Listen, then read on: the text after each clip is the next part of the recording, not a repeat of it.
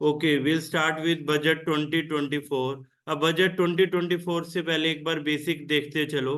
ठीक है, basics regarding budget.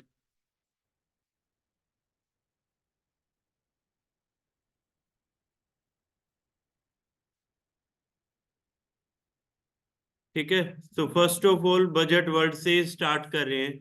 The word budget came from French word बुगाटे and Latin word बुल्गा।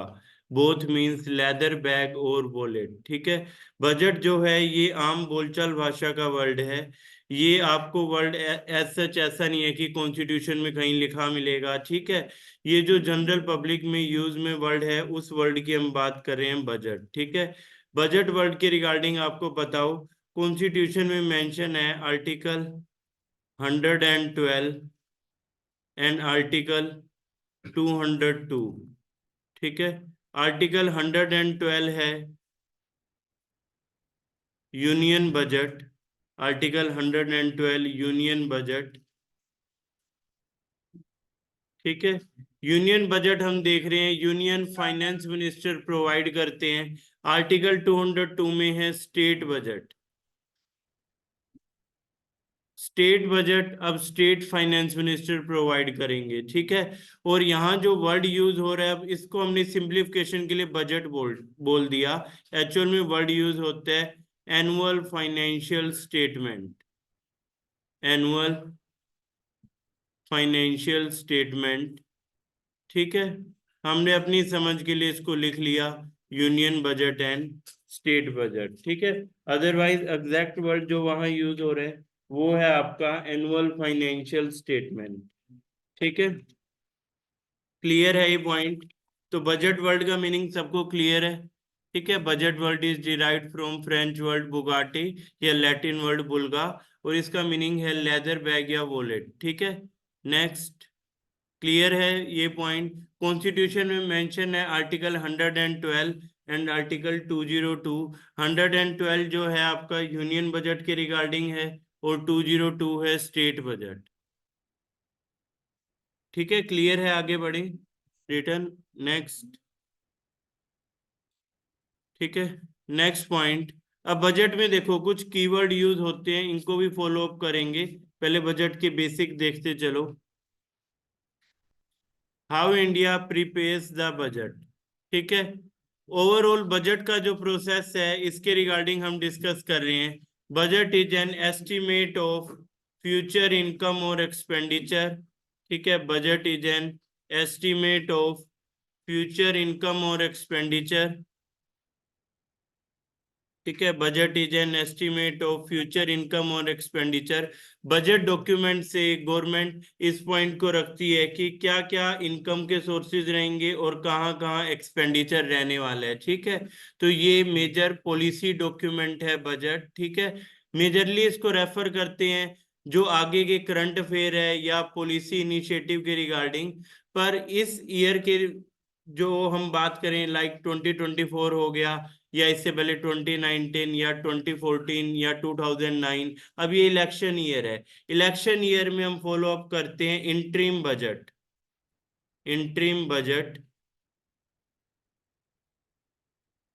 ठीक है, और इसी साल हम जुलाई में देखेंगे फुल बजट। इलेक्शन ईयर में दो बजट आते हैं आपके, interim budget and full budget. ठीक है, interim budget and full budget. अभी जो डिस्कशन है ये है हमारी रिगार्डिंग इंटरिम बजट। ठीक है, फुल बजट आएगा जुलाई में। ठीक है, इंटरिम बजट का जो आप पॉइंट देख रहे हैं, ये बजट है या कोई भी बजट को जब हम देखें, बजट अप्लाई होता है आपका 1 अप्रैल से,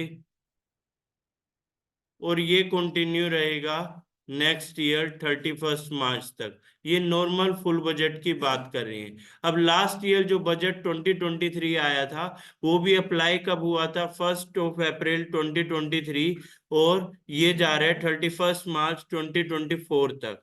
अब ये इलेक्शन ईयर है, तो बाय द टाइम गवर्नमेंट को एक्सपेंडिचर भी मैनेज कर रहे हैं, और कुछ एक न्यू हल्के फुल्के इनकम के रिसोर्सेज भी इसमें शो कर सकते हैं। अगर सिर्फ इसमें एक्सपेंडिचर ही दिखाते तो इसको इंटरिम बजट भी ना कहते, हम लोग वोट ऑन अकाउंट बोल देते। ठीक है, वोट ऑन अकाउंट में गवर्नमेंट सिर्फ एक्सपेंडिचर शो करती है। ठीक है, तो इंटरिम बजट से आप कोई बहुत ज्यादा ऐसी एक्सपेक्टेशन मतलब आप नहीं रखते हो कि बहुत ज्यादा मेजर कुछ चेंजेस आएंगे, लेकिन एज सच ऐसा कहीं रिटर्न नहीं है, ठीक है। कुछ एक बजट है, ओवरऑल जितने भी बजट अब तक आप देखो अराउंड 15 इंटरिम बजट आए हैं, सिर्फ 3 बजट हैं जहां कुछ अनाउंसमेंट्स हुई थी। एग्जाम्पल, एक अनाउंसमेंट थी 2019 में, वो थी रिगार्डिंग पीएम किसान स्कीम। उससे पहले 2009 में अनाउंसमेंट थी मनरेगा के लिए, ठीक है, एक बजट और था। तो इंटरिम बजट में आउट ऑफ 15 3 बजट ही हैं जहां कुछ नई अनाउंसमेंट आई है। ये पॉलिटिकल पार्टीज का आपस में उनकी समझ है, भाई इंटरिम बजट है तो न्यू अनाउंसमेंट, कोई बिग अनाउंसमेंट नहीं करनी है। पर फिर भी जहां गवर्नमेंट को थोड़ा डाउट होता है ना, कर देती है। जब गवर्नमेंट को श्योरिटी होती है वो नहीं करती है। जैसे इस बार तो क्लियर कट श्योर है यही गवर्नमेंट रिपीट होगी, और ये चीज हमें ओपोजिशन से ही समझ आ गई। बजट की स्पीच को मैंने जब देखा, उसमें फाइनेंस मिनिस्टर कह रही है कि आई विल प्रेजेंट ये फुल बजट इन जुलाई, और ओपोजिशन ने किसने मना भी नहीं किया। ठीक है, मतलब तुम लोग ये कहो कि we are also contesting, we are in race too, ठीक है, वी आर ओपोजिशन, आपको ये लाइन नहीं बोलनी चाहिए ना, सीधा कह दिया कि I will present full budget in July, opposition वाले भी उस पर ताली बजा रहे हैं बस। ठीक है, तो इसीलिए गवर्नमेंट को न्यू अनाउंसमेंट तो करने की नीड ही नहीं थी यहाँ, क्वाइट ऑब्वियस ये है ही। ठीक है, जहां गवर्नमेंट को थोड़ा डर होता है या कुछ ना कुछ उन्हें लगता है कि हमें कुछ इंसेंटिव रखने चाहिए, बीट टैक्स बीट अदर, तो वहां पे न्यू अनाउंसमेंट रहती हैं। ठीक है, तो इस बार कोई मेजर न्यू अनाउंसमेंट नहीं है, पुरानी अनाउंसमेंट के रिगार्डिंग ही डिटेल रहेगी। ठीक है, और अब देखो जो गैप है आपका 31 मार्च के बाद, और लेट से फुल बजट आ रहा है 1 जुलाई। अब जो इन बिटवीन ये गैप है इन 3 to 4 मंथ का, वो किससे फिल होगा आपका?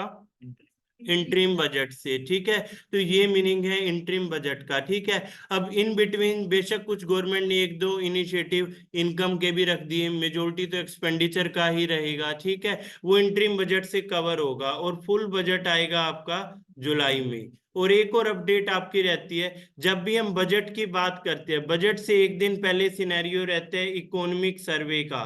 जनरली 31 को इकोनॉमिक सर्वे आ रहा है, 31 जैन। ठीक है, और फर्स्ट ऑफ फेब को आता है आपका बजट। ठीक है, लेकिन जो इंटरिम बजट है उस साल इकोनॉमिक सर्वे नहीं आता है, अदरवाइज फिर दो इकोनॉमिक सर्वे हो जाएंगे। अब इकोनॉमिक सर्वे भी 1 जुलाई से पहले आएगा, 1 या 2 दिन पहले गवर्नमेंट रिलीज करेगी इकोनॉमिक सर्वे। इकोनॉमिक सर्वे होता है रिपोर्ट कार्ड ऑफ इकोनॉमी, ठीक है, या रिपोर्ट कार्ड ऑफ गवर्नमेंट, कि पिछले साल क्या मेजर पॉइंट रहे, और बजट में बताते हैं आगे क्या करेंगे। इकोनॉमिक सर्वे में रहता है कि पिछले साल का रिपोर्ट कार्ड क्या है। तो जनरली इलेक्शन ईयर में कोई भी गवर्नमेंट इकोनॉमिक सर्वे रिलीज नहीं करती है कि ओपोजिशन को कोई पॉइंट उस पर मिल जाए और वो उसी को लेके फिर आगे पूरा इलेक्शन चला जाए। ठीक है, तो इस साल भी ऐसा कोई भी इकोनॉमिक सर्वे नहीं रहा है, क्योंकि इंटरिम बजट का ईयर है। अब इकोनॉमिक सर्वे आएगा फुल बजट से पहले। ठीक है, तो ये पॉइंट भी क्लियर हो, अदरवाइज बजट से एक दिन पहले इकोनॉमिक सर्वे आपका रहता है। ठीक है, यहां तक सबको ये पॉइंट क्लियर है? अब नेक्स्ट, अब देखो बजट जो है, अभी जो ट्रेंड है मॉर्निंग बजट का है, 11 AM मॉर्निंग बजट, 11 AM। ठीक है, 11 AM मॉर्निंग बजट।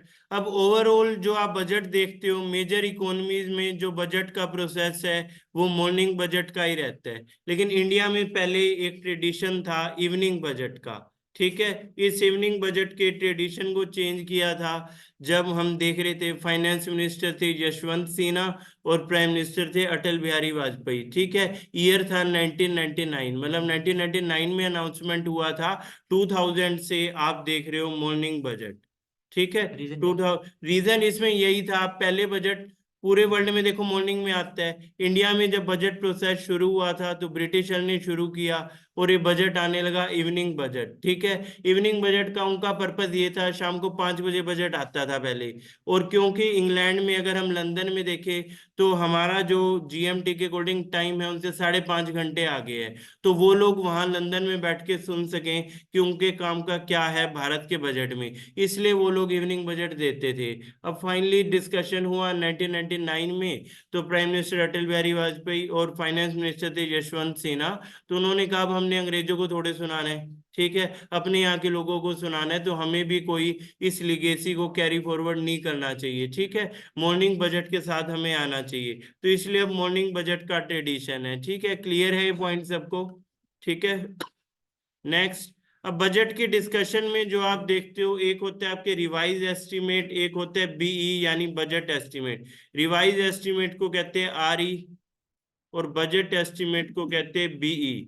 अब देखो, इस बार तो फुल बजट नहीं है तो थोड़ा कम इशू इस पे रहेगा। फुल बजट होता है, लेट से गवर्नमेंट ने किसी स्कीम के लिए कहा कि हम इस पे 6,000 करोड़ खर्च करेंगे, और बाद में पता चला खर्च हो गए 7,000 करोड़, या 6,000 खर्च नहीं हुए, 5,000 करोड़ ही खर्च हुए, तो उसको क्या कहते हैं, रिवाइज एस्टिमेट। और जो पहले उस स्कीम के लिए कहा था उसको कहते हैं बजटरी एस्टिमेट। अब जो नेक्स्ट ईयर के लिए हैं तो वो क्या होंगे आपके, बी होंगे, बजटरी एस्टिमेट। जब ये फाइनेंशियल ईयर कंप्लीट हो जाएगा, यानी 1 अप्रैल टू 31 मार्च, जो नेक्स्ट ईयर हमारे सामने बजट आएगा फुल बजट, उसमें पता चलेगा एक्चुअल में आरई कितना रहा। ठीक है, तो ये वर्ड यूज होता है रिवाइज एस्टिमेट और बजट एस्टिमेट। ठीक है, क्लियर है पॉइंट सबको। नेक्स्ट, अब देखो बजट फाइनलाइजेशन, फॉर्मल मीटिंग। ठीक है, बजट से पहले डिस्कशन होती है, मीटिंग होती है, 6 to 7 मंथ का ये पूरा प्रोसेस रहता है। इसमें अलग अलग स्टेक होल्डर्स के साथ मीटिंग होती है, जैसे इंडस्ट्री से जुड़े लोगों के साथ होगी, फार्मर ट्रेडर बॉडीज के साथ मीटिंग होगी। ठीक है, फिर जाके बजट मेकिंग प्रोसेस होता है। ठीक है, ओवरऑल इस पे करोड़ों का खर्चा आता है और 6 to 7 मंथ का इस पे टाइम लगता है। ठीक है, उसी के रिगार्डिंग है ये बजट फॉर्मेलिटीज। ठीक है। नेक्स्ट, अब बजट के रिगार्डिंग कुछ डाटा यहाँ आप देख रहे हैं। इंडिया का फर्स्ट बजट आया था 7 अप्रैल 1860, और इसको प्रेजेंट किया था जेम्स विल्सन। ठीक है, जेम्स विल्सन। इसको आप कैसे रिकॉल कर सकते हो, सिंपल सा पॉइंट है, इसको हम रिकॉल कर सकते हैं 1857-58 में रिवोल्ट हुआ था। तो उस रिवोल्ट से ब्रिटिश को बहुत नुकसान हुआ, तो उस नुकसान के लिए उन्होंने सोचा क्यों ना इंडिया का बजट प्रेजेंट करें, क्योंकि उन्हें इंडियंस पे टैक्स भी तो लगाना था। ठीक है, बजट आएगा तो उसमें टैक्स प्रोविजन होंगे, ठीक है, इनकम के सोर्सेज होंगे। तो बजट जो आया 1860 में आ रहा है। ठीक है, अब नेक्स्ट पॉइंट इस पे आप देख रहे हैं, सबसे लंबा जो अभी तक बजट की स्पीच रही है वो 2020-21 की स्पीच रही है। ठीक है, और इस टाइम भी फाइनेंस मिनिस्टर, आप प्रेजेंट फाइनेंस मिनिस्टर ही देख रहे थे। ठीक है, निर्मला सीतारमन में। ठीक है, उस टाइम भी आप यही फाइनेंस मिनिस्टर देख रहे थे। इस बार 6 बजट इन्होंने प्रेजेंट की है। ठीक है, तो सबसे लंबा जो बजट स्पीच है वो 2 hour 42 minute का स्पीच है। ठीक है, क्लियर है ये पॉइंट। उस टाइम इसके ऊपर जोक भी बनने शुरू हो गए थे जैसे सोशल मीडिया में, क्योंकि इंडिया ने कोई बहुत ज्यादा वुमेन फाइनेंस मिनिस्टर नहीं देखे हैं। सबसे पहले इंदिरा गांधी प्राइम मिनिस्टर थे, तो उन्होंने कुछ टाइम के लिए फाइनेंस मिनिस्ट्री भी अपने पास रख ली थी। ठीक है, प्राइम मिनिस्टर थे, उन्होंने जो उनके फाइनेंस मिनिस्टर थे, मतलब उन्होंने एक पॉइंट पे डिसएग्री करके रिजाइन कर दिया था, तो फाइनेंस मिनिस्ट्री भी उन्होंने रख ली थी। तो फर्स्ट वुमेन फाइनेंस मिनिस्टर थे इंदिरा गांधी। लेकिन first women full time finance minister ये आप देख रहे हैं निर्मला सीतारमन मैम। ठीक है, तो यहाँ आप देख रहे हैं इन्होंने स्पीच दिया था 2 hour 42 minute का। ठीक है, 2020 और 21 के सेशन के लिए। ठीक है, यानी 2020 के बजट में। नेक्स्ट, मनमोहन सिंह 1991 बजट, इसमें इन टर्म्स ऑफ वर्ड की अगर हम बात करें तो सबसे ज्यादा वर्ड्स थे। ठीक है, जैसे बजट का स्पीच है, ये पूरा स्पीच गवर्नमेंट इस पे अपलोड करती है, प्रेस इंफॉर्मेशन ब्यूरो का जो वेबसाइट है, या अगर आप फेसबुक पे उसे फॉलो कर रहे हैं, मैंने तो ये यही स्पीच डाउनलोड किया हुआ है। ठीक है, तो गवर्नमेंट ये पूरा बजट पेपर यहाँ अपलोड करती है, यही बजट पेपर जो स्पीच है फाइनेंस मिनिस्टर रीड आउट करते हैं। ठीक है, तो इस बजट स्पीच में अभी तक जितनी बजट स्पीच रही है, 1991 की बजट स्पीच में सबसे ज्यादा वर्ड थे और सबसे कम वर्ड थे 77 की बजट स्पीच में। ठीक है, जो हीरू भाई पटेल तब फाइनेंस मिनिस्टर थे, उन्होंने जो स्पीच प्रेजेंट किया था, वहां आप देख रहे थे सबसे कम बजट वर्ड थे जस्ट 800 वर्ड। ठीक है, क्लियर है ये पॉइंट। ठीक, ठीक है, आगे बढ़ते हैं। अभी ये पॉइंट हमने डिस्कस कर लिया था, यशवंत सिन्हा फाइनेंस मिनिस्टर थे और उस टाइम में बजट टाइमिंग मॉर्निंग बजट वाला किया। ठीक है, और अरुण जेटली जी जब फाइनेंस मिनिस्टर थे 2017, यहां से बजट प्रेजेंट होने लगा 1 Feb को।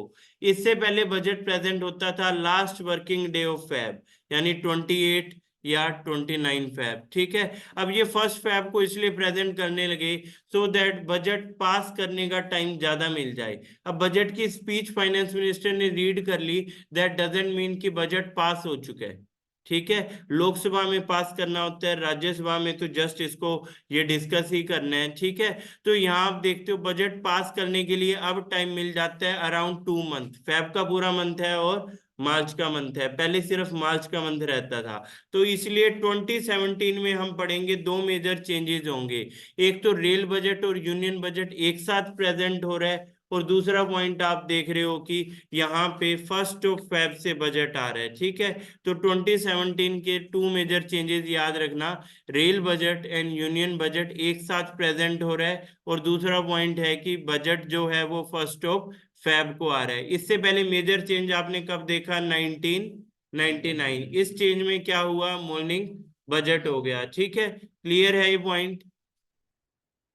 ठीक है, 1955 तक बजट सिर्फ ये उस टाइम में आप देखें इंग्लिश में ही प्रेजेंट करते थे, अभी भी आपको वैसे तो इंग्लिश में रीड कर रहे हैं, बट फाइनेंस मिनिस्टर की विश पे है, वो उसको हिंदी में भी कुछ वर्ड को बोल सकते हैं या अदर रीजनल लैंग्वेजेस में भी, बीट तमिल, तेलुगु, कन्नड़ा, मलयालम, ठीक है, Gujarati and any other languages mentioned in constitution, जो 22 लैंग्वेजेस हैं उनमें भी उसको रीड आउट कर सकते हैं, एक्सप्लेन कर सकते हैं। ठीक है, उससे पहले सिर्फ इंग्लिश में ही अलाउड था। ठीक है, तो ये चेंज 1955 से देख रहे हैं। ठीक है, क्लियर है पॉइंट। नेक्स्ट, अब देखो journey of India budget presentation. अभी आपको पता है India first women finance minister. ठीक है, फाइनेंस मिनिस्टर इंदिरा गांधी, और प्राइम मिनिस्टर में भी आप देखते हैं इंदिरा गांधी। ठीक है, और मनमोहन सिंह जी ने बजट प्रेजेंट किया था 91 से 96 तक। ठीक है, 91 से 96 तक फाइनेंस मिनिस्टर रहे थे, और 2004 से 14 तक प्राइम मिनिस्टर।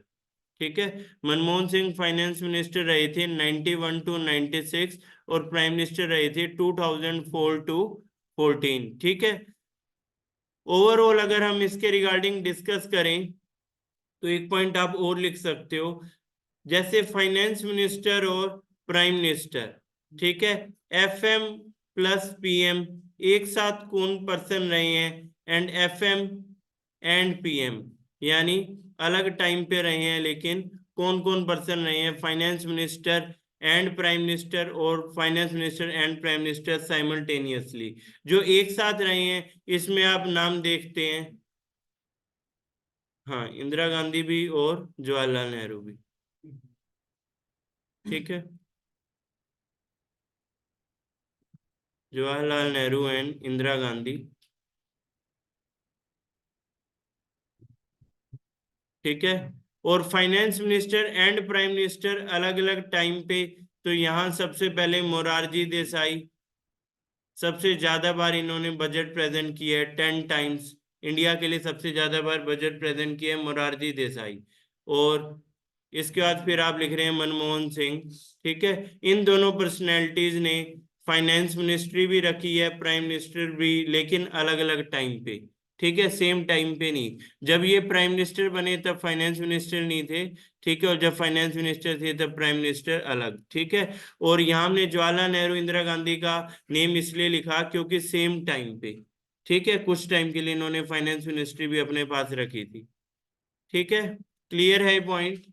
नेक्स्ट,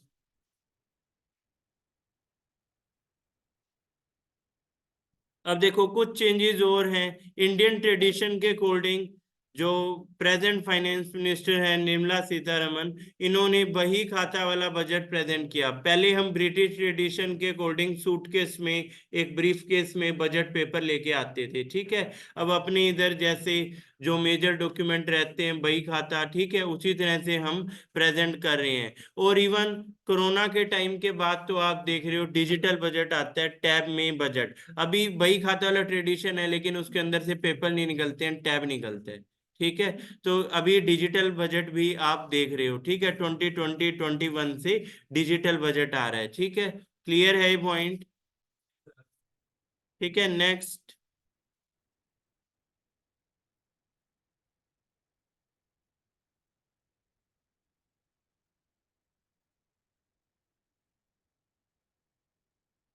अब देखो लास्ट ईयर के बजट से फॉलो अप करते चलते हैं, कोई पॉइंट इसमें पेंडिंग है तो।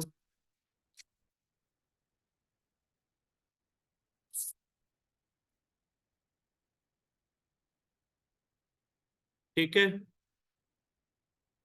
अब देखो इस बार के बजट को जब हम देखें तो यहाँ मेजर पॉइंट आपने देखने हैं। पहले तो यही बेसिक को देखते चलते हैं।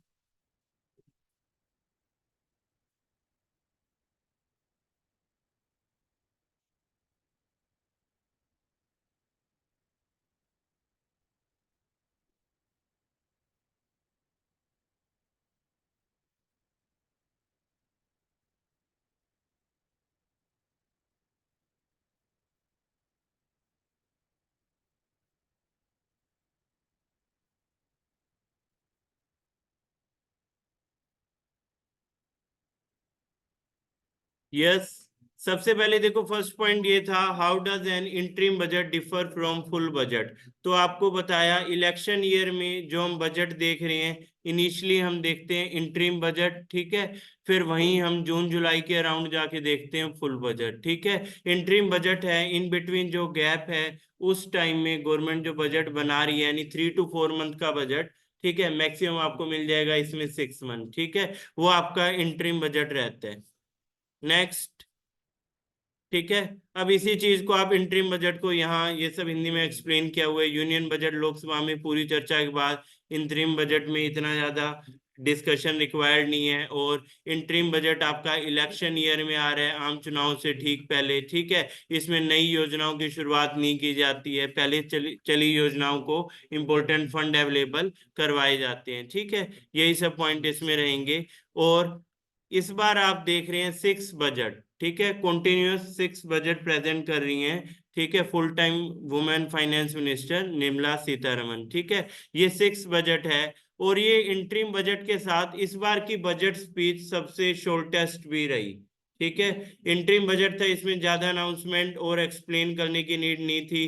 ठीक है, तो ओवरऑल जब आप देखें, सबसे पहले जो 2019 का बजट, इसमें हम देख रहे थे 137 मिनट का स्पीच था, फिर 162 minute, 110 minute, 92 minute, 87, and finally 58 minute. ठीक है, 58 मिनट का स्पीच। तो इस बार का बजट जो सबसे शॉर्ट स्पीच है, या ओवरऑल इंटरिम बजट से कुछ इसी तरह की एक्सपेक्टेशन रहती है। लास्ट टाइम इंटरिम बजट किसने प्रेजेंट किया था बताओ? 2019 में। ठीक है, 2019 का इंटरिम बजट किसने प्रेजेंट किया था? 2019 इंटरिम बजट, इन्होंने तो फुल बजट प्रेजेंट किया था। यस, बताओ, लास्ट टाइम इंटरिम बजट किसने प्रेजेंट किया था?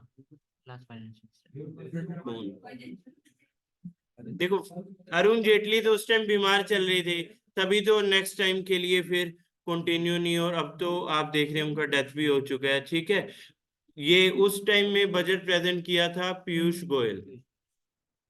ठीक है, इनको बनाया था फाइनेंस मिनिस्टर जब अरुण जेटली बीमार चल रहे थे, तो पीयूष गोयल के पास थी कॉमर्स एंड इंडस्ट्री मिनिस्ट्री, इन्हीं को हैंडओवर कर दी थी फाइनेंस मिनिस्ट्री। ठीक है, पीयूष गोयल, इन्होंने प्रेजेंट किया था लास्ट इंटरिम बजट जो 2019 वाला बजट था। उसके बाद अभी हम प्रेजेंट 2024 वाला बजट देख रहे हैं। ठीक है, इंटरिम बजट में क्यों कोई प्रेजेंट नहीं करते? यस, हाँ, ठीक है, वो तो हो गया अभी डिस्कस। कोई बड़ी पॉलिसी क्यों नहीं लागू करते? देखो, करने को कर दें, बट जनरल होता है, इलेक्शन ईयर है तो उतना फेयर नहीं है। प्रीवियस ना दे सके। ठीक है, उतना फेयर है नहीं वहां पे अनाउंस करना, करने को एज सच कोई कॉन्स्टिट्यूशन में कहीं नहीं लिखा कि नहीं करनी है। ठीक है, ऑन जनरल नहीं करते। ठीक है, क्लियर है पॉइंट, आगे बढ़े। नेक्स्ट, अब देखो मोस्ट बजट इन ए रो, इसमें भी अब फाइनली नेम हो गया फाइनेंस मिनिस्टर निर्मला सीतारमन। लगातार 6 बजट, इससे पहले मोरारजी देसाई, 6 बजट लगातार, पर ओवरऑल टोटल बजट में 10 बजट। ठीक है, तो कॉन्टिन्यूटी में जब हम देखें 6 बजट, तो यहाँ पे भी नेम हो गया फाइनेंस मिनिस्टर निर्मला सीतारमन। ठीक है। और Morarji Desai 6, Manmohan Singh continue 5 budget, Arun Jaitley 5 budget, P Chidambaram, Yashwant Sinha, ठीक है। ये सब फाइनेंस मिनिस्टर के 5 बजट आप कंटिन्यूटी में देख रहे थे, ठीक है। मोरारजी ने 10 नहीं किए, 10 किए पर कंटिन्यूटी में 6 किए, ठीक है, इसलिए क्लियर है ये पॉइंट। ठीक है, आगे बढ़े नेक्स्ट। ठीक है, यहाँ कंटिन्यूटी की बात कर रहे हैं, मोस्ट बजट इन ए रो, ठीक है। Next, women empowerment. अभी आप देख रहे हो full time finance minister plus आप देख रहे हैं सेकंड ये वुमेन प्रेसिडेंट फॉर इंडिया, ठीक है। सेकंड वुमेन फाइनेंस मिनिस्टर भी कह सकते हो और second women president of India, और फर्स्ट ट्राइबल प्रेसिडेंट या फर्स्ट ट्राइबल वुमेन प्रेसिडेंट, ठीक है। नेक्स्ट, अब देखो बजट 2024 से पहले जो अभी तक कुछ मेजर बजट रहे हैं, ब्लैक बजट किसको हम कह रहे थे, 1973-74 का बजट जो प्रेजेंट किया था then finance minister YB Chauhan, ठीक है। इस बजट को कह रहे थे ब्लैक बजट, ठीक है, क्योंकि इसमें फिस्कल डेफिसिट बहुत ज्यादा हो गई थी। अभी इस टर्म को हम पढ़ेंगे फिस्कल डेफिसिट, ठीक है। अभी डेफिसिट्स को हम पढ़ते हैं, यहाँ ये पॉइंट आएगा। फिस्कल डेफिसिट इसमें शूट अप कर गए थे, काफी ज्यादा हो गए थे, इसलिए इस बजट को कहा था ब्लैक बजट, ठीक है। Next, carrot and stick budget. Carrot and stick budget कहा था 1986 के बजट को, और ये बजट प्रेजेंट किया था VP सिंह, ठीक है। 1986 बजट, इसे कहा था कैरेट एंड स्टिक बजट, क्योंकि इसमें रिवोल्ट की भी बात हुई थी और पनिशमेंट की भी बात हुई थी, ठीक है। रिवोल्ट एंड पनिशमेंट दोनों की बात हुई थी, इसलिए इसको कह दिया था कैरेट एंड स्टिक बजट, ठीक है। इपोकल बजट, ये बजट था 1991 का बजट, ठीक है। ये भी एक लैंडमार्क बजट था। क्यों लैंडमार्क बजट था बताओ, 1991 में क्या मेजर चेंज था? वो LPG आ गए। 1991 में हम देख रहे थे new economic policy, LPG reforms, मतलब क्या सर पॉपुलर? ठीक है।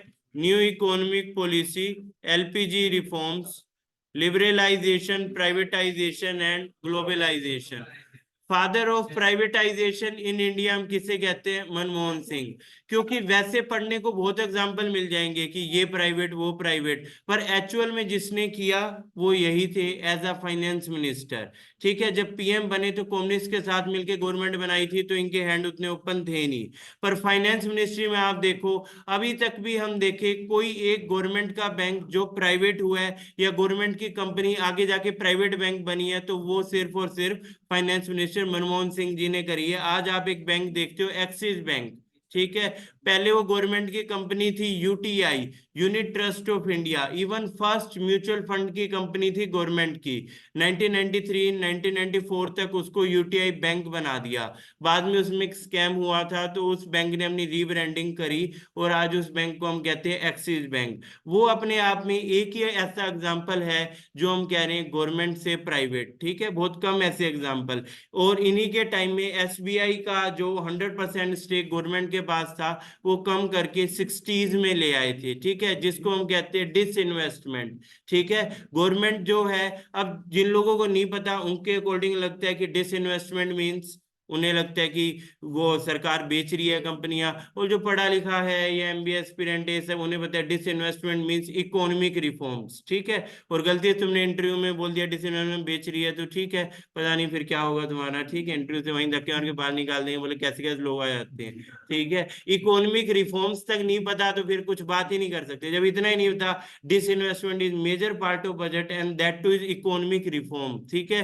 तो ये पॉइंट, लेकिन ऐसी कंडीशन क्यों आई, ये लिबरलाइजेशन, प्राइवेटाइजेशन, ग्लोबलाइजेशन, इससे पहले हमारी इकोनॉमी थी सोशलिस्ट इकोनॉमी, जो हमने USSR के मॉडल पे, रशिया के मॉडल पे बनाई थी। पर यहाँ आने तक हमें पता चल गया कि अब ये मॉडल और अच्छा इस कंट्री के लिए वर्क नहीं करने वाला है। हमें भी वर्ल्ड के साथ बैलेंस बना के चलना होगा। जैसे वर्ल्ड की जितनी बड़ी मेजर इकोनॉमीज थी, waste European economies, American economies, सभी इसी मॉडल के ऊपर थी। तो एट लास्ट हमें अपडेट होना पड़ा। और ये वो टाइम था इंडिया में जब आप कह रहे हो बैलेंस ऑफ पेमेंट क्राइसिस, ठीक है, कुछ दिन के लिए ही आप देख रहे हो कि फॉरेक्स रिजर्व बचा था, अदरवाइज यहाँ भी आप देख रहे हो कि फाइनेंशियल इमरजेंसी लग जाती। और इसी टाइम में हेल्प की थी इंडिया के टेम्पल्स ने।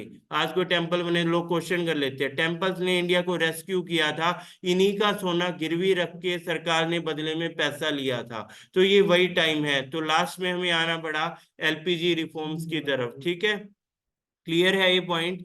नेक्स्ट आगे बढ़ते हैं। इसके बाद फिर है ड्रीम बजट 1997 1998, ड्रीम बजट।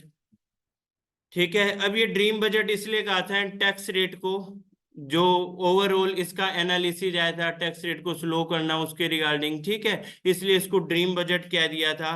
फिर है roll back budget 2002 2003, roll back budget. ठीक है, रोल बैक बजट, क्योंकि रोल बैक बजट का क्या पॉइंट था, पहले क्या होता था, इवनिंग में बजट आता था।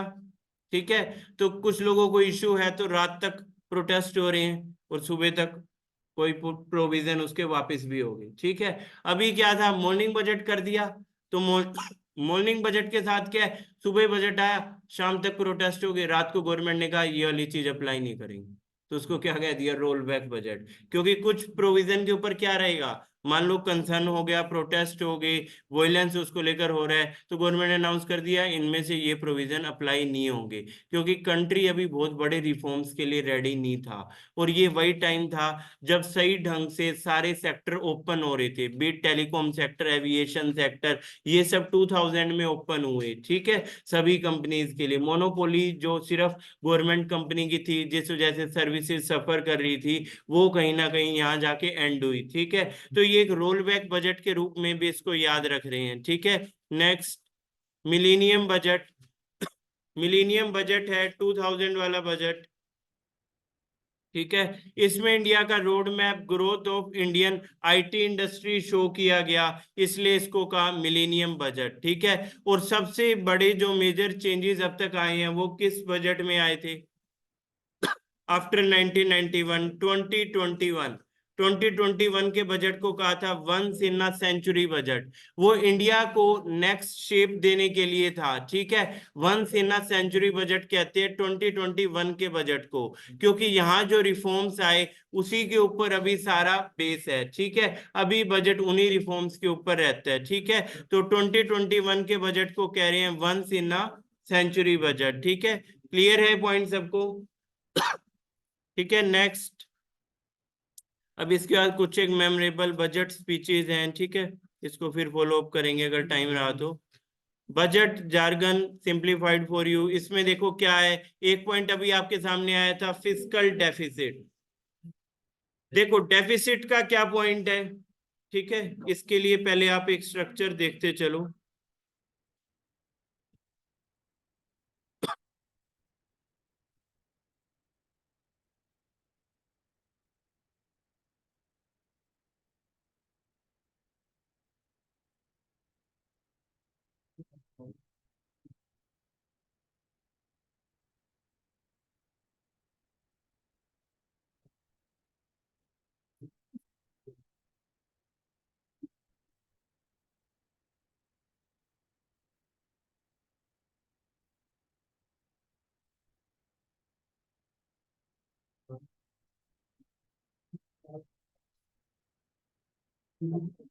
यस, ठीक है, ये बजट की बेसिक एक क्लास थी उसमें से ये पॉइंट लिया है। ठीक है, देखो बजट को हम लोग डिवाइड कर रहे हैं revenue budget and capital budget. ठीक है, revenue budget and capital budget. अब हर बजट में आप क्या देख पा रहे हैं, रिसेट्स एंड एक्सपेंडिचर। रिसेट्स यानी इनकम वाला पार्ट हो गया। ठीक है, कैपिटल बजट है जो आपका लॉन्ग टर्म वाला बजट होता है, लॉन्ग टर्म के लिए, मोर देन 1 ईयर। ठीक है, और शॉर्ट टर्म के लिए जो हम देख रहे हैं वो रेवेन्यू बजट में आ रहा है, यानी 1 ईयर वाला बजट किस में आ रहा है, रेवेन्यू। अब लेट से गवर्नमेंट ने अनाउंस किया कि स्कीम है प्रधानमंत्री मत्स्य संपदा योजना, उसमें for next 3 year will spend this much amount, तो जरूरी नहीं कि वो हर बार बजट में लिखवानी पड़े। इस साल के बजट में लिखवा दी, नेक्स्ट 2 ईयर में उस पॉइंट को मेंशन नहीं भी करो चाहे, अगर उसको रिवाइज कर रहे हैं फिर तो देखो मेंशन कर सकते हैं। तो दो तरह से हम इसको समझ रहे हैं, revenue and capital budget. Revenue budget है 1 साल तक का बजट, कैपिटल बजट है जो 1 साल से ज्यादा के लिए है, ठीक है। अब हर बजट में रिसीट्स और एक्सपेंडिचर, रिसीट्स यानी इनकम, इनकम में टैक्स और नॉन टैक्स, ठीक है। टैक्स में जैसे सबसे ज्यादा कंट्रीब्यूशन है इनकम टैक्स और कॉर्पोरेट टैक्स का डायरेक्ट टैक्स में, और इनडायरेक्ट में कंट्रीब्यूशन है जीएसटी का, ठीक है। इनकम टैक्स और कॉर्पोरेट टैक्स आपके किस में आ रहे हैं, डायरेक्ट टैक्स में, और जीएसटी कहाँ आ रहा है आपका, इनडायरेक्ट टैक्स में, ठीक है। और इसी तरह नॉन टैक्स के भी सोर्सेज हैं, dividend and profit by government companies. Expenditure में क्या आता है, जैसे गवर्नमेंट सैलरी दे रही है एम्प्लॉइज को, पेंशन स्कीम है, डिफेंस स्कीम है, सब्सिडीज है, ग्रांट्स है, ये सब किस में आ जाएगा आपका, एक्सपेंडिचर। यहाँ हम रेवेन्यू एक्सपेंडिचर की बात कर रहे हैं। अब देखो एक्सपेंडिचर ज्यादा हो जाए, इनकम कम हो जाए, तो फिर क्या हो जाएंगे, डेफिसिट्स हो जाएगा। अगर एक्सपेंडिचर ज्यादा हो जाए इनकम से तो फिर हम क्या देखते हैं, डेफिसिट्स, ठीक है। ये पॉइंट याद रखना। और अगर इनकम ज्यादा और एक्सपेंडिचर से तो हम कहेंगे सरप्लस। अब देखो दुनिया भर की जो इकोनॉमीज हैं वो बनाती है डेफिसिट बजट। डेफिसिट बजट क्यों बनाना है, और डेवलपिंग इकोनॉमी लाइक इंडिया को तो बनाना ही है डेफिसिट बजट। रीजन बीइंग हमें और अभी इन्वेस्ट करने हैं, ठीक है। We should keep investing, growth process को स्लो नहीं करना है। हम काम कर रहे हैं यहाँ बढ़िया से, आप देख रहे हो कि काम हो रहा है, तो वी विल पे बैक, ठीक है। तो लोन जो है वापस जाएगा। दूसरा वो लिमिट में ही हम लोग लोन ले रहे हैं। अभी हम पढ़ेंगे एफआरबीएम एक्ट वगैरह, तो उसमें रहता है 3% ऑफ जीडीपी हम लोन ले सकते हैं, तो हमारे लोन उसी प्रोपोर्शन में है। अब लोन भी दो टाइप के रहते हैं, देखो इंटरनल और एक्सटर्नल, ठीक है। एक्सटर्नल हमारे कौन से लोन ज्यादा है, इंटरनल के एक्सटर्नल, एक्सटर्नल। पता था यही से बोलोगे, इंटरनल ज्यादा है, ठीक है। एक्सटर्नल तो इसके आसपास भी नहीं है, कहाँ है एक्सटर्नल, जो सिंगल फिगर में और डबल डिजिट में इंटरनल है। तो अगर हम कहीं डिफॉल्ट भी हुए पेमेंट में तो एट लास्ट क्या होगा, महंगाई ज्यादा हो जाएगी, बस इससे ज्यादा कुछ नहीं होगा, ठीक है। अगर एक्सटर्नल लोन बहुत ज्यादा होते हैं डबल डिजिट में, और अगर हम पे बैक नहीं कर पाते तो उस कंट्री पे सैंक्शन और ये सब इशू रहते हैं, ठीक है। तो ये याद रखना, इंटरनल लोन ज्यादा है तो इकोनॉमी में ऑल गुड है, इसको लेकर कोई इशू नहीं है, ठीक है। लेकिन फिर भी बजट की एक बहुत बड़ी अमाउंट सिर्फ किस में चली जाती है, डेट में, ठीक है। वो क्यों, कुछ पिछली गवर्नमेंट्स के लोन है, कुछ प्रेजेंट के लोन है, तो वो सब मिला के एक बड़ा पोर्शन उधर भी जाता है, ठीक है। लेकिन जो इंडिया जैसा कंट्री है, डेवलपिंग कंट्री, तो वहां तो कंटिन्यूअसली इन्वेस्ट करना ही है, ठीक है। कोई ऑप्शन नहीं है कि हम इन्वेस्टमेंट बंद करके ये सब चीजें रोक दें। या हम क्या कर सकते हैं भाई, अपनी इनकम बढ़े, हम उन सोर्सेज पे काम कर सकते हैं, जैसे गवर्नमेंट इसमें कर रही है भाई, डिजिटल के थ्रू टैक्स बेस बढ़ रहा है, ठीक है। ओवरऑल जीएसटी कलेक्शन बढ़ रहा है, इनकम टैक्स बेस बढ़ रहा है, तो वो सब पॉइंट बिल्कुल कर सकते हैं, ठीक है। समझ में आया ये पॉइंट, डेफिसिट और सरप्लस वाला पॉइंट क्लियर हुआ, ठीक है। ये जनरल हम टैक्स क्लासिफिकेशन देख रहे थे, ठीक है भाई। जैसे इनडायरेक्ट टैक्स जीएसटी 2017 में आया 1 जीएसटी डे भी कह रहे हैं 1 जुलाई को। और बाकी जो इनडायरेक्ट टैक्स है उसको हम इस ट्रिक से याद कर सकते थे, excuse me, excise, custom, service, VAT और एंटरटेनमेंट टैक्स, ठीक है। एक्साइज टैक्स है यानी जो आपका प्रोडक्शन पे टैक्स है। कस्टम है जब इंडिया से बाहर सामान भेज रहे हैं या बाहर का सामान यहाँ पे आ रहा है, इंपोर्ट एक्सपोर्ट वाला, कस्टम ड्यूटी लगती है इस पे, ठीक है। सर्विस टैक्स आपको पता है सर्विसेज के ऊपर। और एंटरटेनमेंट मूवीज के ऊपर पहले था, अब इसको रिप्लेस जीएसटी ने कर लिया है। सिमिलरली सेम स्टेट में सेल होती है तो वैट टैक्स था, ठीक है। अब मेजोरिटी जो टैक्सेज है इसमें रिप्लेस कर लिया है इसको जीएसटी ने, लेकिन कुछ एक प्रोडक्ट हैं वो अभी भी जीएसटी में नहीं है, जैसे पेट्रोल डीजल हो गया, ठीक है, एलपीजी हो गया, ये सब, ठीक है। तो वहां पे अभी भी एक्साइज ड्यूटी वगैरह है या वैट का कंट्रीब्यूशन है। तो ओवरऑल ये टैक्सेज याद रखना इनडायरेक्ट। डायरेक्ट में क्या आ रहे हैं, प्रॉपर्टी टैक्स, कॉर्पोरेट टैक्स और इनकम टैक्स, ठीक है। ये सब आपका आ रहा है डायरेक्ट टैक्सेज में, ठीक है। क्लियर है ये पॉइंट। पेट्रोल वगैरह पे इसलिए नहीं है क्योंकि जब जीएसटी पास हो रहा था तो स्टेट की मेजर डिमांड ही यही थी, ठीक है, कि पेट्रोल हो गया, यानी ये हम बात करें पेट्रोल डीजल हो गया और अल्कोहल लिक्वर, ठीक है, ये नहीं होना चाहिए जीएसटी में, क्योंकि स्टेट गवर्नमेंट का मेजर रेवेन्यू क्या है, इससे है। सेंट्रल गवर्नमेंट को फर्क नहीं पड़ता, वो आज अनाउंस कर दे चलो ठीक है हम जीएसटी की काउंसिल की मीटिंग में इस बार पेट्रोल को ले आएंगे, ज्यादा से ज्यादा तक उस पर 28% हो जाएगा, अभी 100% लगता है, ठीक है, लेकिन उससे बड़ा नुकसान स्टेट गवर्नमेंट को होगा। सेंटर के पास क्या है, काफी सारे रिसोर्सेज हैं, एक टैक्स कम करती है दूसरी जगह लगा देंगे, लेकिन स्टेट गवर्नमेंट के पास लिमिटेड स्कोप है, तो उन्हें लगता है अगर पेट्रोल डीजल ये भी जीएसटी के उसमें आ गया तो हमारे सामने रेवेन्यू कम हो जाएगा, तो इस वजह से वो इसमें अलाउ नहीं करते, ठीक है, क्लियर है ये। जीएसटी आने के बाद ओवरऑल अभी जो एनालिसिस देखे 2024 में तो मेजोरिटी टैक्सेस कम हुए हैं, ठीक है, पर्पस भी यही था, क्योंकि जीएसटी का बेसिक पर्पस यही था कि टोटल टैक्स कम हो, लोगों की सेविंग्स ज्यादा हो, ओवरऑल स्पेंडिंग बढ़े और वो इन्वेस्टमेंट में कन्वर्ट हो, जीडीपी को बूस्टअप मिले, तो उसी पर्पस के अकॉर्डिंग चल रहे हैं। कुछ आइटम्स को छोड़ दिए तो मेजोरिटी आइटम्स पे कम हुआ है ये टैक्स, ठीक है, क्लियर है ये पॉइंट। 1200 ज्यादा आइटम्स हम देखते हैं जीएसटी में, ठीक है, नेक्स्ट। और एक अंतर जैसे कोई कार वगैरह लेते हैं तो उसमें हम रोड टैक्स भरते हैं और उसके बाद भी हम टोल भरते हैं, ऐसा क्यों है सर? देखो टोल तो पूरे वर्ल्ड में चलते हैं, ऐसा थोड़े पूरे वर्ल्ड में कहीं रोड टैक्स नहीं भरते हैं, वो लोग ऐसे थोड़े पूरे वर्ल्ड टैक्स हेवन बना हुआ है, टैक्सेस वहां नहीं है और इंडिया में कुछ स्पेशल टैक्सेस इम्पोज किए गए हैं, नो, पूरा ऑटोमोबाइल इंडस्ट्री है इसी चीज पे बेस है। बेशक किसी भी कंट्री में आप कार ले रहे हो रोड टैक्स लग रहा है, टोल टैक्स हर कंट्री में लगता है, बीट आप एशियन कंट्रीज में जाओ, कोरिया में जाओ, ठीक है, साउथ कोरिया नॉर्थ की बात नहीं कर रहा हूँ, नहीं तो तुम अलग वो सोच लोगे, ठीक है, या फिर आप जाओ बेशक वेस्ट यूरोपियन कंट्रीज, ठीक है, फ्रांस, इटली, यूके व्हाटसोएवर, या अमेरिकन कंट्री, बेसिक है ये।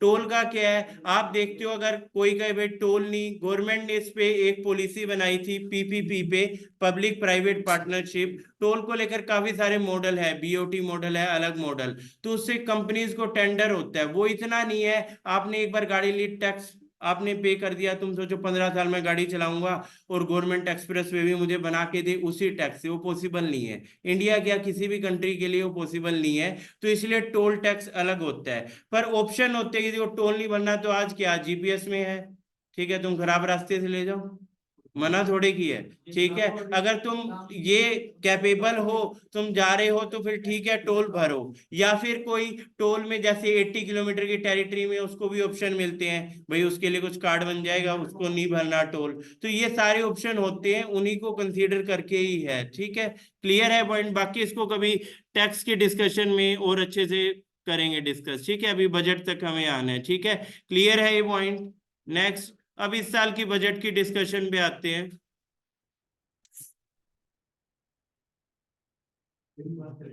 अब देखो फिस्कल डेफिसिट, एक और डेफिसिट हम पढ़ते हैं प्राइमरी डेफिसिट। फिस्कल डेफिसिट का क्या मीनिंग है, जो डेफिसिट गवर्नमेंट को हुए 1 अप्रैल टू 31 मार्च यानी फाइनेंशियल ईयर में, वो किस में आ जाते हैं, फिस्कल डेफिसिट। इसको लेकर एक एक्ट भी बनाया गया है, FRBM एक्ट 2003, ठीक है, प्राइम मिनिस्टर थे अटल बिहारी वाजपेयी, उन्होंने कहा था फिस्कल डेफिसिट बहुत ज्यादा शूट अप नहीं करने चाहिए, अगर वो एक्ट नहीं बनाते आज कुछ अलग सिचुएशन होती, जैसे हमने श्रीलंका केस देखा, पाकिस्तान का केस देखा, तो हो सकता है अपनी कंट्री में कुछ ऐसी सिचुएशन होती, लेकिन ये एक्ट की वजह से सेंट्रल गवर्नमेंट जो है, जो भी सेंट्रल गवर्नमेंट में आएगा उसकी रिस्पॉन्सिबिलिटी ज्यादा होगी, फिस्कल डेफिसिट का नंबर ज्यादा नहीं होना चाहिए, डबल डिजिट में नहीं होना चाहिए, धीरे धीरे कम करके उसको 3-4 तक लेके आना है, और ये किसके लिए था, वही इलेक्शन ईयर में बहुत ज्यादा फ्रीबीज वाले मॉडल ना हो, इलेक्शन ईयर आया तो पता चला अनाउंस कर दे कि बच्चों को लैपटॉप मिलेंगे, ठीक है, और बड़े बच्चों को कॉलेज वालों को पता चला स्कूटी मिलेगी, फिर उसमें अनाउंस कर देते हैं, ठीक है, आम लोगों को बस बिजली फ्री मिलेगी, फिर पता कर दिया कि इतने लोगों को ये चीज फ्री मिलेगी, फिर वुमेन को इतने 1000 रुपीज मिलेंगे, ये सारी चीजें बजट में भी इलेक्शन ईयर वाले दिन अनाउंस नहीं करनी है, यानी इलेक्शन ईयर वाले बजट में अगर ये सब करते हैं उससे क्या होता है, फिस्कल डेफिसिट शूट अप कर जाते हैं, वो नहीं कर सकते हैं। और करनी भी है कुछ फ्रीबीज मॉडल तो वो थोड़ा इंसेंटिव सेंट्रिक होना चाहिए या उसके पीछे कोई पॉलिसी होना चाहिए। ठीक है भाई, ये करने से ये बेनिफिट होने जा रहा है, इसीलिए स्टेट गवर्नमेंट ये सब ज्यादा करती है। सेंट्रल गवर्नमेंट जो नीडी वन है, पर्पस वही है, उनके लिए तो देखो करना पड़ता है। जैसे आपको फ्री राशन, ठीक है, अब वो तो बेसिक नेसेसिटी है फूड, ठीक है, तो वो करना पड़ता है। अदरवाइज वो राशन आप देखते हैं गोदाम में सड़ रहा था, ठीक है, उसकी बजाय क्या है, जो जरूरतमंद है उस तक पहुंच जाए। ठीक है, लेकिन बहुत ज्यादा फ्रीबीज अनाउंस नहीं करते क्योंकि उससे क्या होगा, फिस्कल डेफिसिट बढ़ जाएंगे। ठीक है, तो ये FRBM एक्ट भी याद रखना। प्राइमरी डेफिसिट होते हैं जो किसी भी गवर्नमेंट को साल के शुरू होने के साथ ही मिल गए, यानी 1 जनवरी से ही, यानी पिछली गवर्नमेंट्स की कुछ पेमेंट क्या थी, डिफॉल्ट थी, तो वो यहाँ अभी पे कर रहे हैं, तो किस में आ रहे हैं, पिछले वाला इंटरेस्ट ऐड होते जा रहे हैं, तो वो कौन से डेफिसिट हो गए आपके, प्राइमरी डेफिसिट हो गए। ठीक है, तो उसको शॉर्ट में पीडीज कह देंगे, फिस्कल डेफिसिट को FD कह देंगे। ठीक है, क्लियर है पॉइंट। नेक्स्ट FRBM एक्ट, ठीक है, पॉइंट आएगी, अभी आपको बताया था FRBM एक्ट। ठीक है, एप्रोप्रिएशन बिल, एप्रोप्रिएशन बिल में देखो क्या पॉइंट रहता है, यहां गवर्नमेंट डिस्कस कर रही है कि वैसे तो 2 तरह के बिल रहेंगे, एप्रोप्रिएशन बिल होगा और एक होगा लास्ट में फाइनेंस बिल। ठीक है, जो बेसिक डिस्कशन पहले रखी वो आपका किस में है, एप्रोप्रिएशन बिल। जो फाइनल डिस्कशन होगी जिसमें गवर्नमेंट स्कीम और सारे पॉइंट आएंगे वो होगा फाइनेंस बिल। ठीक है, तो ये एप्रोप्रिएशन बिल, ये टर्म भी यूज होती है। ठीक है, फाइनेंस बिल वाला पॉइंट भी हमने देख लिया। ठीक है, revenue receipt expenditure done, capital receipt expenditure, ठीक है, नॉन टैक्स रेवेन्यू, ये आपको अभी फ्लो डायग्राम से दिखा दिया था, वही सब पॉइंट को एक्सप्लेन किया हुआ है। ठीक है, फिर है revenue deficit, government borrowing, borrowing भी 2 टाइप की बताई, इंटरनल और एक्सटर्नल, और हमें पता हो ज्यादा बोरोइंग कौन सा है, इंटरनल है। ठीक है, तो बहुत ज्यादा उसमें कोई वरीसम सिचुएशन नहीं है। ठीक है, नेक्स्ट TOI है, हम्म TOI। अरे ये तो टाइम्स ऑफ इंडिया की इन्फोग्राफी। ठीक है, अब देखो नेक्स्ट पॉइंट ये हम देख रहे हैं, यस बातें नहीं इधर, की नंबर्स, कौन कौन से नंबर हैं जो बजट में देखने होते हैं। जैसे बजट का टोटल साइज कोई 40 लाख करोड़, 45 लाख करोड़, ठीक है, कितना टोटल है बजट। फिर आप देखते हैं कैपिटल स्पेंडिंग, इसको हम कहते हैं कैपेक्स, कैपिटल एक्सपेंडिचर। अब देखो रेल इंफ्रास्ट्रक्चर पे खर्च करना है, रोड इंफ्रास्ट्रक्चर पे खर्च करना है, हॉस्पिटल पे करना है, मेगा प्रोजेक्ट पे करना है, वो सारा किस में आएगा, आपका कैपिटल एक्सपेंडिचर। अभी के लिए बड़ा एक्सपेंडिचर है और बाद में ही अच्छे रिटर्न देगा। ठीक है, कैपिटल एक्सपेंडिचर। और क्या नंबर हमें बजट में पढ़ने होते हैं, तो एक पॉइंट अभी बताया, हमें बजट में देखना होता है फिस्कल डेफिसिट, ठीक है, और नॉमिनल जीडीपी ग्रोथ। 2 तरह की जीडीपी ग्रोथ होती है, नॉमिनल और रियल। नॉमिनल में जीडीपी प्लस इन्फ्लेशन भी होता है, रियल में बस जीडीपी के साथ इन्फ्लेशन नहीं है। ठीक है, तो वो भी हम देखते चलते हैं। नेक्स्ट, नेट टैक्स मोप अप, यानी ओवरऑल टैक्स कलेक्शन के रिगार्डिंग डिसइन्वेस्टमेंट का कोई टारगेट है वो भी हमें देखना है। ठीक है, नेक्स्ट पॉइंट है RBI डिविडेंड, ठीक है, मार्केट बोरोइंग कितनी है, ठीक है, ये थोड़ा फाइनेंस सेंट्रिक हो गया। ठीक है, और एट लास्ट हम देखते हैं मेजर स्कीम्स। ठीक है, जो मेजर स्कीम फॉर पुअर, यानी मनरेगा हो गया, फूड सिक्योरिटी हो गया, प्रधानमंत्री ग्राम सड़क योजना होगी, इस तरह की जो स्कीम है जो कंटिन्यूएशन में रहती हैं, उनको कितनी फंडिंग एलोकेट हुई है। अब यही सब पॉइंट आपको देखने हैं। तो कोई भी न्यूज़पेपर आपने फॉलो किया है, फ्रंट पेज पे कौन से पॉइंट रहेंगे आपके, यही पॉइंट रहेंगे कि टोटल बजट का अमाउंट कितना है, फिस्कल डेफिसिट कितना है, मेजर स्कीम आउटले कितना है, इस बार के बजट का फोकस क्या है। ठीक है, अब यही सब पॉइंट आपके सामने आने वाले हैं। ठीक है, क्लियर है ये। ठीक है, अब देखो इसको एक बार न्यूज़पेपर से ही देख लो तो ज्यादा क्लियर हो जाएगा। ठीक है, ये हिंदुस्तान टाइम न्यूज़पेपर से लिया, देखो टोटल एक्सपेंडिचर यानी बजट कितना हो गया, 47.66 lakh crore. Second point nominal growth, अभी बताया था नॉमिनल जीडीपी। ठीक है, रियल जीडीपी जो हमने कही है वो भी लिख लो चाहे, रियल जीडीपी है 7%, which is highest in world. Real GDP expected जो है वो यहाँ पे है 7%। ठीक है, नॉमिनल कितना 10.5, यानी 3.5 क्या हो गया, इन्फ्लेशन हो गया। ठीक है, क्लियर है ये पॉइंट। नेक्स्ट कैपिटल एक्सपेंडिचर, अब ये कैपिटल एक्सपेंडिचर कुछ साल पहले 2-3 लाख करोड़ होता था और आज 11.11 लाख करोड़। तो ये दिखा रहा है कि government is spending heavily on infrastructure, be it airports, be it road, be it port, be it other infrastructure, AIIMS, और इन सब में आप देख रहे हो तभी ये इतना शूट अप करे। ठीक है, 11.11 लाख करोड़।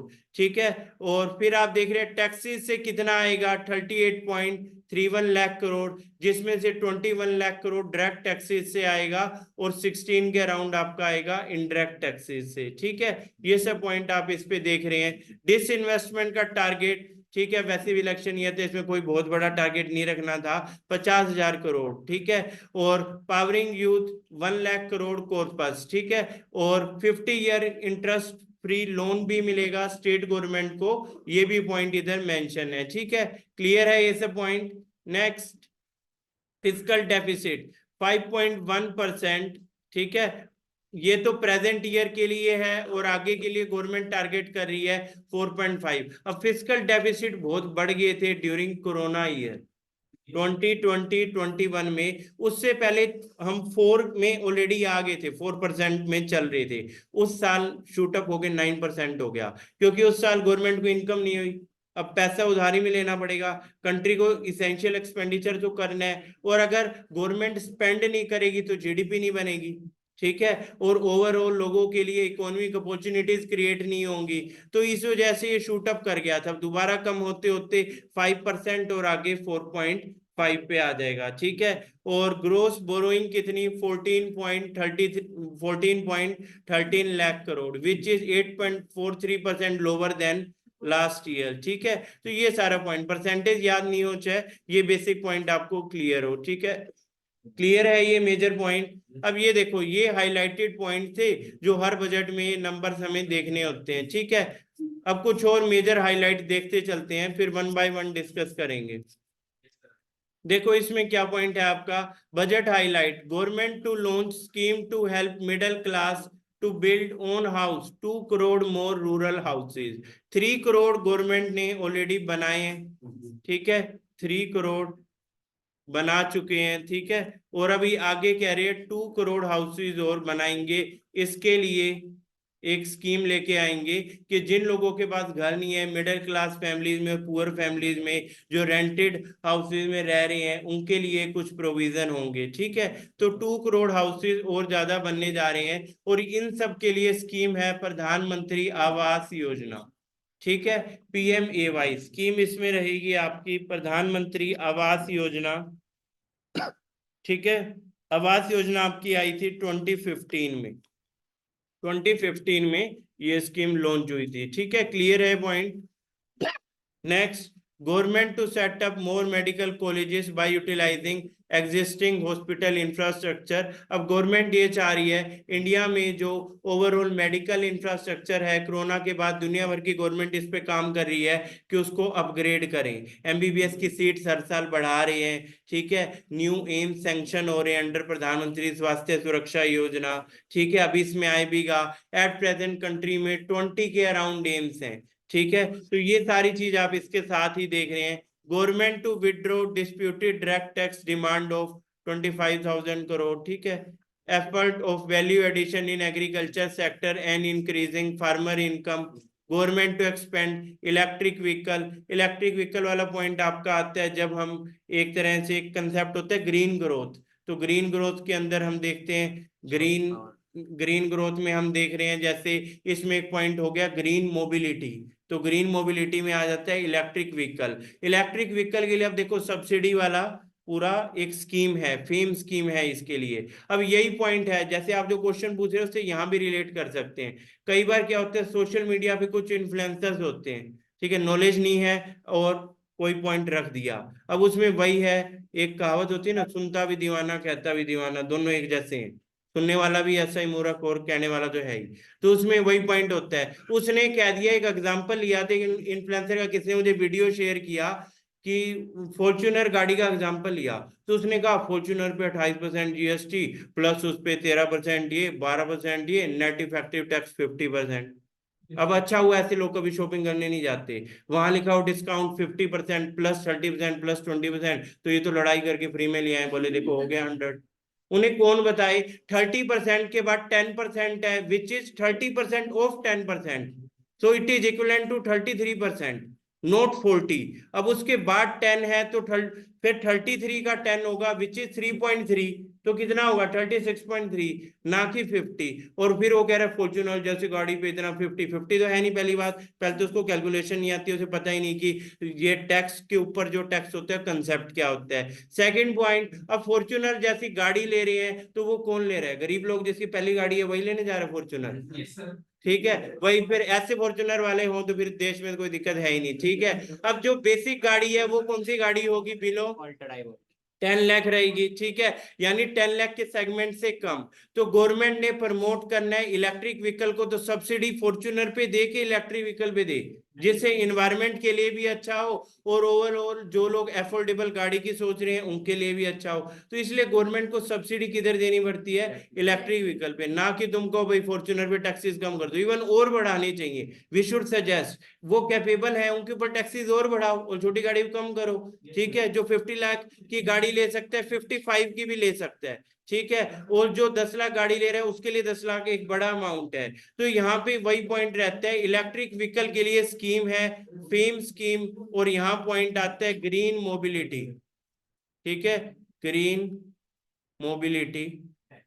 ठीक है, ग्रीन मोबिलिटी इसमें पॉइंट है। ठीक है, समझ में आया ये। और दूसरा, इंडियन गवर्नमेंट का बेसिक पॉइंट रहता है, हमारी ऑटोमोबाइल सेक्टर में पॉलिसी है, इंडिया में अगर गाड़ियां बना रहे हैं तो टैक्सेस क्या होंगे? कम होंगे। अब इसी केस को लेकर टोयोटा के साथ, ये सॉरी, इसी केस को लेकर टेस्ला के साथ इशू था। टेस्ला के साथ था भाई, वो कह रहे चाइना से बना के गाड़ी लाएंगे यहाँ बेचेंगे इंडिया तो बहुत कॉस्टली पड़ेगी। गवर्नमेंट कह रही है 100-200% लगा देंगे टैक्स। और बताओ, ठीक है, बोले नहीं, क्योंकि हमें ऐसा मॉडल चाहिए ही नहीं। इंडिया में बनाओ, इंडिया में जॉब्स आए, इंडिया में बिजनेस बढ़े, इंडिया में इंडस्ट्रीज उससे लिंक हो, जहां फैक्ट्री ओपन हो रही है आसपास लैंड के प्राइस बढ़े, फिर बेशक यहाँ बनाओ गाड़ी और फिर उस पर टैक्सेस भी कम लगेंगे जैसे बाकी सब कंपनीज को अलाउ किया हुआ है। तो ये मॉडल हमेशा रहता है। तो हमें पूरा एनालिसिस करना चाहिए, ना कि वो देखा टैक्स उतना और बस बोले वो इसलिए टोयोटा फॉर्च्यूनर बंद कर देगा या फिर वो कर देगा ये बंद। ठीक है, तो कोई लॉजिक नहीं है उसके पीछे। Next, health care cover under Ayushman Bharat to be extended to ASHA worker and anganwadi worker, empowerment, empowering of women. ठीक है, और no change in tax rate, क्योंकि अभी आप देख रहे हैं इंटरिम बजट था, लास्ट ईयर ही टैक्स का स्लैब चेंज हुआ है, तो इस बार कोई मेजर चेंज नहीं था एक्सपेक्टेड। पिछले साल गवर्नमेंट ने 7.5 लाख तक अनाउंस किया, कोई टैक्स नहीं है, 7 लाख प्लस 50,000 स्टैंडर्ड डिडक्शन, तो 7.5 लाख तक अब कोई टैक्स नहीं है। पहले 5 लाख होता था, उससे पहले 2.5 लाख होता था। लेकिन किसी की इनकम 7.5 लाख से ज्यादा है तो उसके ऊपर टैक्सेस हैं, जैसे 3 to 6 लाख की स्लैब में टैक्स है, 6 to 9 लाख की स्लैब में टैक्स है। ठीक है, तो उसी पॉइंट को लेकर डिस्कशन हुआ है, no change in tax rate. ठीक है, और नेक्स्ट पॉइंट है, अब ये आम आदमी को लेकर बताया हुआ है, कॉमन मैन को लेकर, शुड यू स्माइल और शुड यू नॉट। ठीक है, अब इसमें क्या क्या पॉइंट है, वही कुछ पॉइंट रिपीट होंगे क्योंकि अलग अलग सोर्सेज, अलग अलग न्यूज़पेपर से डाटा लिया है। ठीक है, 2 crore houses to be build, scheme for middle class housing coming soon, 40,000 rail bogies to be converted into Vande Bharat standard rooftop solar scheme, इसका नेम भी आ गया है, ये प्रधानमंत्री सूर्योदय योजना।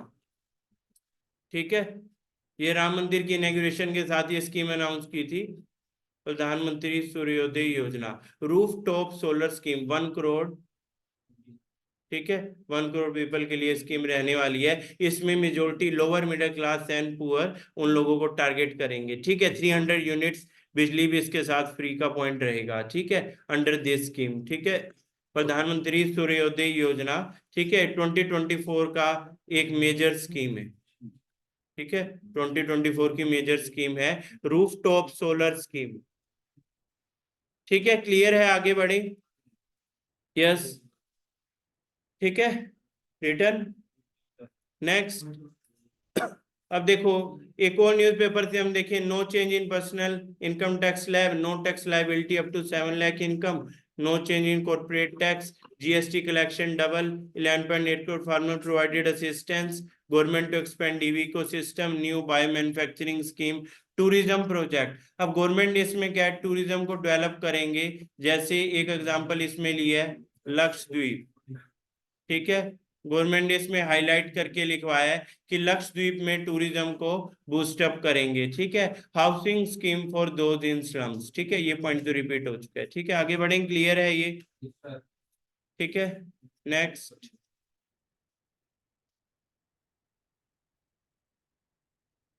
अब देखो वन बाय वन डिस्कस करते चलते हैं, मेजर पॉइंट तो इसमें आ गए हैं सामने, ठीक है। एक और देख लो, टोटल बजट अमाउंट हो गया ये 11.1 लाख करोड़, क्या है capex, capital expenditure 47.6 lakh crore, क्या है साइज ऑफ बजट, ठीक है। ये तो आप देख रहे हैं साइज ऑफ बजट, ये हो गया कैपेक्स, ये पॉइंट पहले भी हमने करे हैं, ठीक है, इसलिए आपसे एक्सपेक्टेड है, बता सकते हो। 40,000 वंदे भारत बोगीज कन्वर्ट होंगी, 2 करोड़ हाउसेज, पहले कितने बताए थे तुम्हें, 3 करोड़, एडिशनल 2 करोड़ इसमें रहेंगे, ठीक है। 6 पॉइंट, सबसे ज्यादा पैसे सरकार ने बजट में किस सेक्टर पे खर्च किए हैं, यस, सबसे ज्यादा पैसे किस पे, तो गवर्नमेंट की प्रायोरिटी दिखा रहा है डिफेंस सेक्टर, और इसमें भी हम प्रमोट कर रहे हैं आत्मनिर्भर डिफेंस को, मैन्युफैक्चरिंग इन डिफेंस को, कि हम अपनी आर्म्ड फोर्सेस के लिए भी बनाएं और बाहर भी एक्सपोर्ट करें, ठीक है। हमें धीरे धीरे डिफेंस इंपोर्ट को कम करना है। तो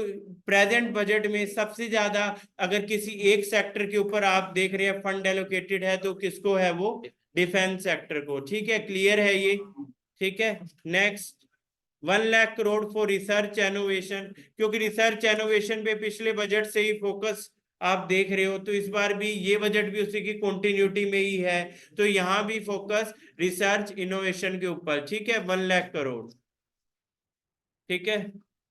नेक्स्ट, अब देखो कुछ एक टर्म्स हैं जो इस बजट में यूज की थी, जैसे कहा जीडीपी, हमें पता है कि, ठीक है, जीडीपी टर्म की हम बात करें, लेकिन यहाँ का जीडीपी में हम किस पे फोकस करेंगे, अब जीडीपी तो तुम कहोगे ग्रोस डोमेस्टिक प्रोडक्ट, लेकिन बजट में जीडीपी के अकॉर्डिंग क्या समझाया है, गवर्नेंस पे काम करना है, डेवलपमेंट पे काम करना है, और परफॉर्मेंस सेंट्रिक काम करना है, governance, development and performance centric. Second, FDI, आपको पता है एफडीआई ऑन जनरल हम क्या कह रहे हैं, फॉरेन डायरेक्ट इन्वेस्टमेंट, लेकिन यहाँ गवर्नमेंट ने जो पहले से एक पॉइंट गवर्नमेंट कहती रही है, सेल्फ रिलायंट इंडिया, उसी पॉइंट के अकॉर्डिंग इधर भी क्या कहा है, ठीक है, फर्स्ट डेवलप इंडिया, ठीक है, क्योंकि चाइना ने भी यही स्ट्रेटजी अपनाई थी 1970s से, और अर्ली 2000 तक चाइना पूरी तरह से बदल चुका था। आज चाइना खुद को यूएस से कंपेयर करता है, ठीक है, जिस लेवल का वहाँ इंफ्रास्ट्रक्चर है, क्योंकि यूएस के बाद कोई इकोनॉमी है तो चाइना ही है, इंडिया से 6 गुना बड़ी इकोनॉमी है। हम अपने से खराब एग्जाम्पल भी देख सकते हैं, जैसे हम देख लें भाई पाकिस्तान वगैरह देख लें, हम अपने से अच्छा एग्जाम्पल भी देख सकते हैं। 49 में ही चाइना आप देख रहे हो सेकंड चाइनीज रेवोल्यूशन हुआ था, और चाइना आप कह सकते हो पूरी तरह से इंडिपेंडेंट हुआ है, कम्युनिस्ट चाइना आया, पर वो भी इतना चेंज हो गई, दिखाने को कम्युनिस्ट आइडियोलॉजी रही, बाद में कितना चेंज हुए, कैपिटलिस्ट अप्रोच उनकी 70s में ही आ गई थी। आज चाइना की खुद की कंपनी सारी वर्ल्ड में आप देख रहे हो, और उन्होंने सीखा किससे, यूएस और जापानीज कंपनी से, लास्ट में खुद बनाया। तो इंडिया भी वही पोजीशन के अकॉर्डिंग सोचता है, क्योंकि पूरा वर्ल्ड आज बात करता है चाइना +1, एक कंट्री ऐसी होनी चाहिए, हमें सारी चीज चाइना पे डिपेंडेंट नहीं रहनी पड़े, और तो हमें दूसरी कंट्री सोचनी है, तो world is looking towards India, तो हमें वो पॉइंट यहाँ प्रूव करना है। तो उसके लिए इंडिया में लीडरशिप सोचती है फर्स्ट डेवलप इंडिया, ठीक है। उसका मतलब ये नहीं है कि we should start boycotting foreign companies, no, लेकिन कोई चीज हमारी अच्छी है तो हमें उसे भी प्रमोट करना चाहिए, और उनसे सीख के हमें अपनी चीजों को और इम्प्रूव करना चाहिए, ठीक है। क्योंकि बहुत टाइम तक क्या हुआ, अपने यहाँ जैसे ब्रिटिश का रूल था, तो लोगों के मन में एक चीज है, आज भी बहुत लोगों के मन में है कि बाहर की सारी कंपनीज अच्छी और इंडियन कंपनीज गड़बड़। अब बाहर की कोई कंपनी है आप देखते हो, उसके लिए लोग ज्यादा इंटरेस्टेड रहते हैं, और यहाँ की कोई कंपनी उनसे अच्छा भी अगर बना रही है तो कम लोग उसको इम्पोर्टेंस देते हैं। तो ये थिंकिंग चेंज होनी चाहिए, इसके लिए सारा पॉइंट था फर्स्ट डेवलप इंडिया, ठीक है। जैसे अभी एक इशू हो गया था लक्षद्वीप वर्सेस Maldives. मालदीव का इशू था। अब मालदीव देखो छोटा सा आइलैंड कंट्री, ठीक है, लेकिन उसने कैसे इंडियंस की इंसल्ट की, इंडियन पीएम की करी वो भी ठीक, लेकिन इंडियंस की इंसल्ट की कि इंडियंस में फिलिथी स्मेल आती है और ये लोग इस तरह से, और सारा मालदीव में पता चले माल कौन लेके जा रहा है, कहाँ से माल आ रहे हैं, इंडियन से। पता चला इंडियंस ने जाना बंद कर दिया, दीव दीव रह जाएंगे, ठीक है, मालदीव बन के घूम रहे हैं अभी तो, ठीक है, कुछ भी नहीं है वहां पे अगर इंडिया से इतने टूरिस्ट इनफ्लक्स वहां ना हो तो। और अपने यहाँ जब लक्षद्वीप, अंडमान निकोबार आइलैंड जैसे इतने अच्छे, उनसे ज्यादा अनएक्सप्लोर हैं, ठीक है, उनसे अच्छा टूरिज्म यहाँ डेवलप हो सकता है। अभी इंडिया की कंपनीज भी साथ आई हैं, टाटा साथ आए हैं कि लक्षद्वीप में वो इतने मेजर होटल चेन बनाएंगे, ये सब करेंगे, तो इसलिए कहते हैं फर्स्ट डेवलप इंडिया, ठीक है। तो ये एफडीआई का ये मीनिंग इस पे दिया, ठीक है। एक और इसमें एक्रोनिम यूज हुआ था, इसको लिख लो, ठीक है, पूरा बजट उसी के ऊपर ज्यादा फोकस रहा है, वो एक्रोनिम है ज्ञान, ठीक है, इसके ऊपर भी लिखेंगे, ठीक है।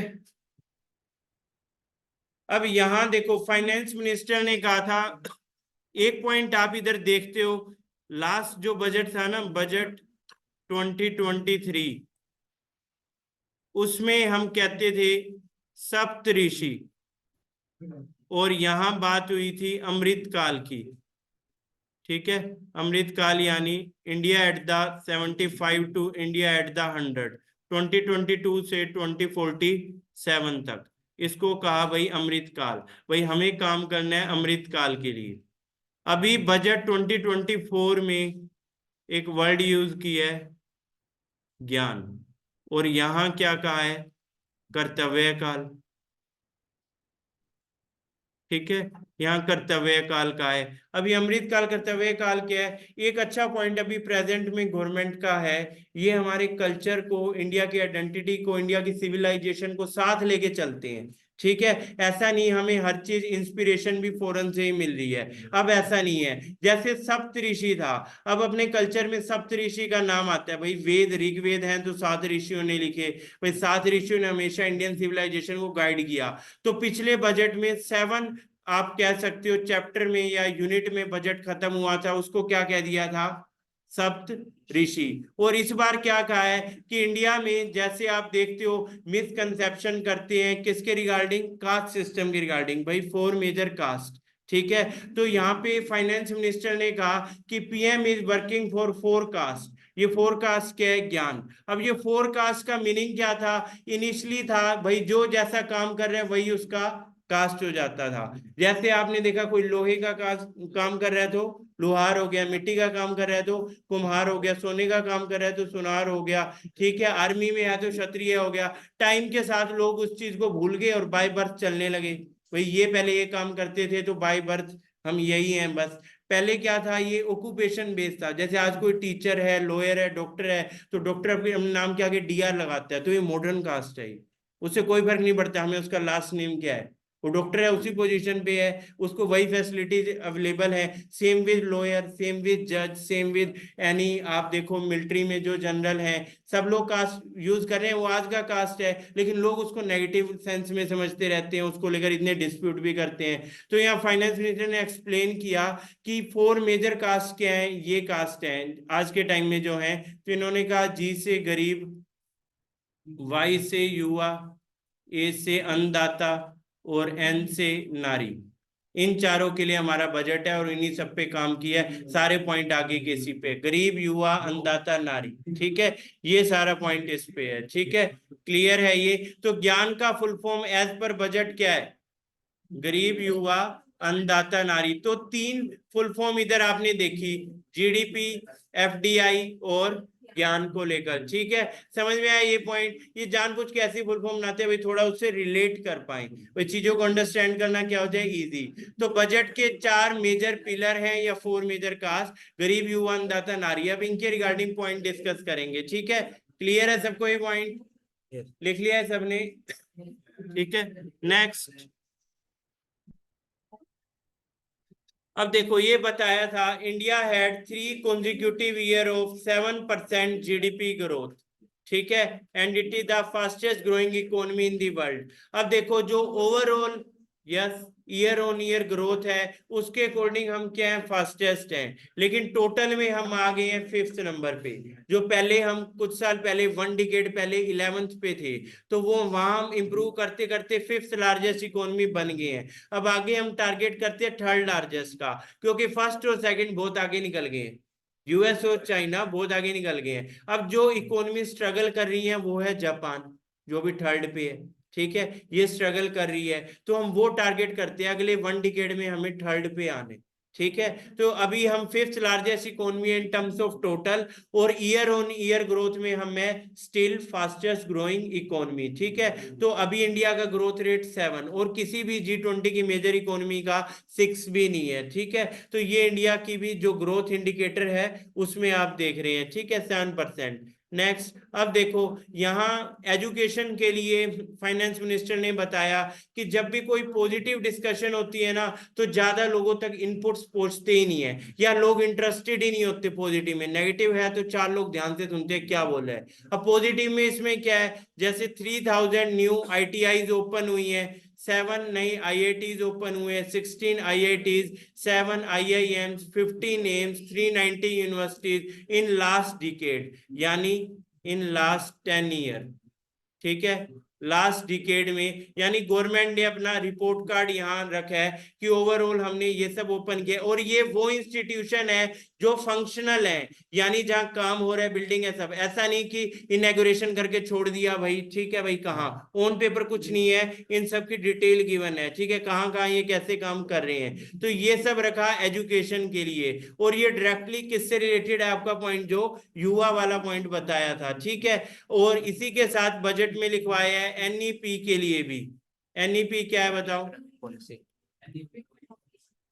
National education policy. आज तक कंट्री में 3 बार एजुकेशन पॉलिसी आई है, 1968, 1986 एंड 2020, ठीक है। National education policy, new national education policy भी आप कह सकते हो, नई राष्ट्रीय शिक्षा नीति, ये कब आई है? 2020, ठीक है, क्लियर है ये पॉइंट।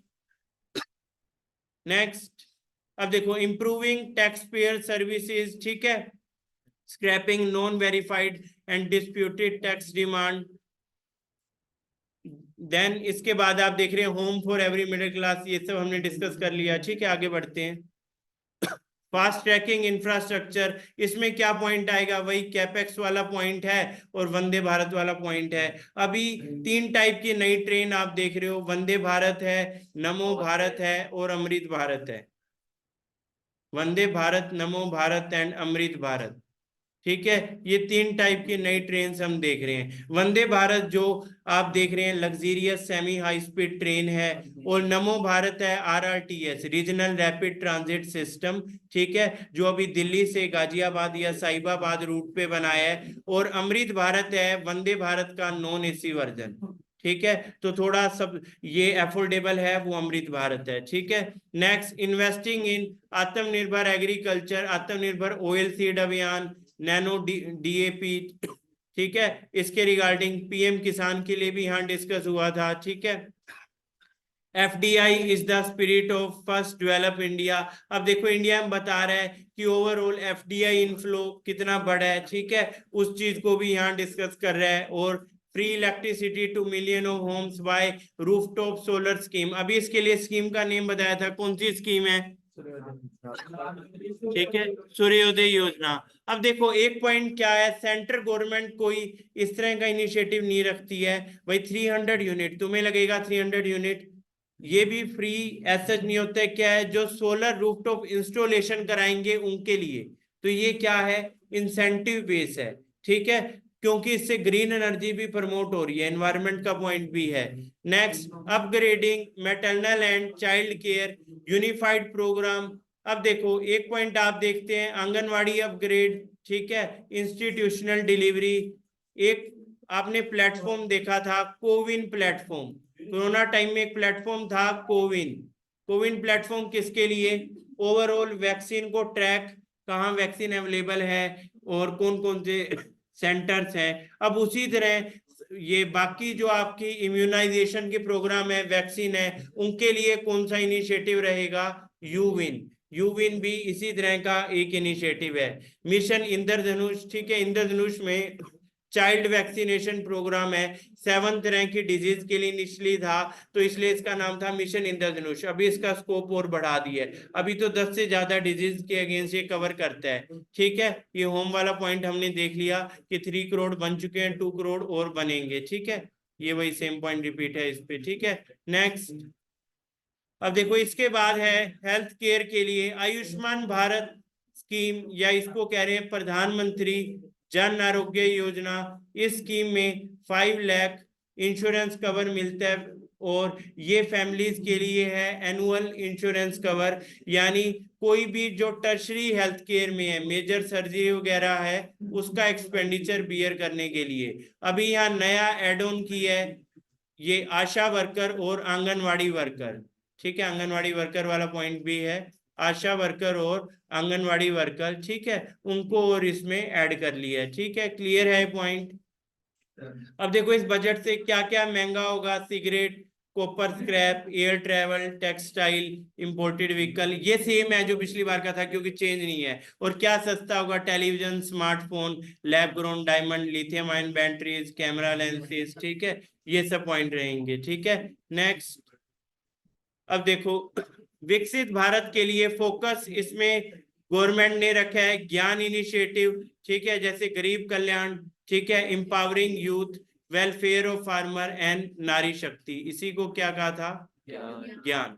ठीक है, स्ट्रेटजी फॉर अमृत काल, अगेन कैपेक्स वाला पॉइंट आपका आ रहा है। ठीक है, length of national highway increase, electrified rail route, FDI inflow double. ठीक है, और फिर आप देख रहे हैं नैनो डीएपी फार्मर के लिए, Atmanirbhar oilseed Abhiyan, PM formalisation of micro food processing.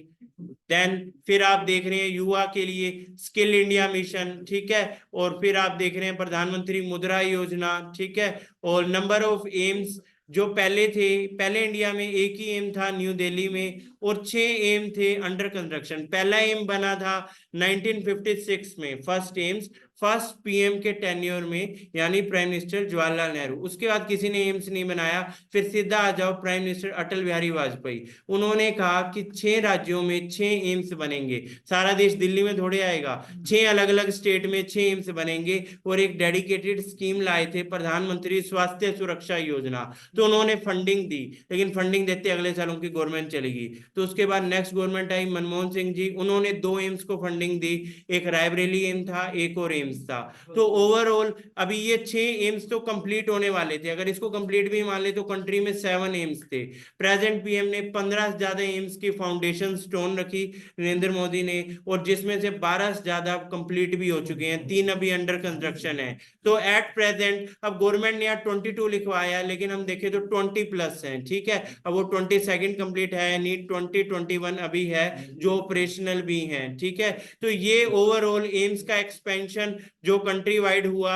IITs पहले इंडिया में 16 थी, अभी 7 नई आईआईटीज बन गई हैं, ऑपरेशनल हैं, 23 आईआईटीज हैं। ठीक है, और इसी के साथ आप देखते हो नेक्स्ट पॉइंट है डीबीटी। डीबीटी ऑफ प्रधानमंत्री जनधन योजना, जनधन के 40 करोड़ से ज्यादा अकाउंट हैं। ये गवर्नमेंट का इनिशिएटिव था फाइनेंशियल इंक्लूजन का। ठीक है, सो दैट जो लोग अभी बैंकिंग सेक्टर से कनेक्ट नहीं हुए उनको कनेक्ट करना, क्योंकि इंडिया का नेम आता था कि सबसे ज्यादा अनबैंक पॉपुलेशन वर्ल्ड में कहाँ है, इंडिया। अब हम देखें तो चाइना का नेम इसमें आता है। ठीक है, तो इस स्कीम ने एक मेजर इम्पैक्ट आप देख रहे हो इस स्कीम का। ठीक है, हाँ, अनबैंक क्या है? अनबैंक मतलब बैंकिंग सेक्टर से कनेक्टेड नहीं है, मतलब बैंक में उनका अकाउंट नहीं है। ठीक है, कोई सेविंग अकाउंट नहीं है, कोई अकाउंट नहीं है। नेक्स्ट पीएम स्वनिधि स्कीम से स्ट्रीट वेंडर्स के लिए पहली बार कंट्री में स्कीम आई थी पीएम स्वनिधि।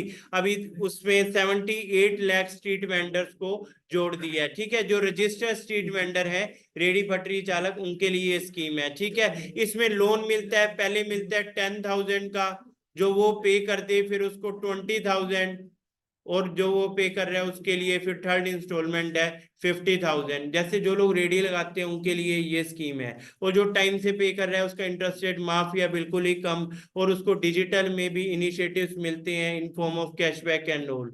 ठीक है, ये पीएम स्वनिधि स्कीम। अब नारी शक्ति के लिए 30 करोड़ मुद्रा लोन, मुद्रा लोन 43 करोड़ टोटल है, उसके 70% लोन मिले हैं वुमेन को, वुमेन के बिजनेस को, वुमेन एंटरप्रेन्योर्स को। ठीक है, और फीमेल पार्टिसिपेशन हायर एजुकेशन में बढ़ के अब 28% हो गया, पहले आप जस्ट सिंगल डिजिट को क्रॉस किया था, ये आप देखते थे। स्टेम, स्टेम क्या होता है? साइंस ये साइंस हो गया इसमें, और इंजीनियरिंग हो गया, मैथमेटिक्स हो गया। ठीक है, ये सब फील्ड जो है ये स्टेम में आ रही है। स्टेम में फीमेल कंट्रीब्यूशन 43%, ये पहले 20% कुछ होता था, यानी ओवरऑल हायर एजुकेशन के साथ ये वुमेन सेंट्रिक ग्रोथ को भी दिखा रहा है। और 1 crore women assisted by 83 lakh self help group, एक स्कीम होती है NRLM, उसके थ्रू ये रहता है, नेशनल रूरल लाइवलीहुड मिशन। तो इन वुमेन की जो ओवरऑल अभी आप देख रहे हैं कि ये ओवरऑल इनका लाइफ स्टैंडर्ड चेंज हुआ और बिजनेस इनके बढ़े, तो इनको लखपति कह दिया। तो इसके लिए एक वर्ड यूज होता है लखपति दीदीज। पहले 1 करोड़ थी, टारगेट था 1 करोड़ से बनानी है, अब हमें 2 करोड़, और अभी नया टारगेट इस बजट में दे दिया 3 करोड़। 3 करोड़ लखपति दीदीज हम पूरे इसमें बनाएंगे। और लखपति दीदीज के साथ एक पॉइंट और भी रखे, नमो, ये एक नाम और था ड्रोन दीदी, ड्रोन दीदी भी एक पॉइंट रखा है। ड्रोन दीदी में क्या होगा, मतलब वुमेन को ड्रोन मिलेंगे और ये ड्रोन आगे देंगे, मतलब ये जैसे रेंट पे, और उससे ये इनकम जनरेट करेंगे, तो उसको कहा है ड्रोन दीदी। ड्रोन दीदी वाला इनिशिएटिव किसके साथ है?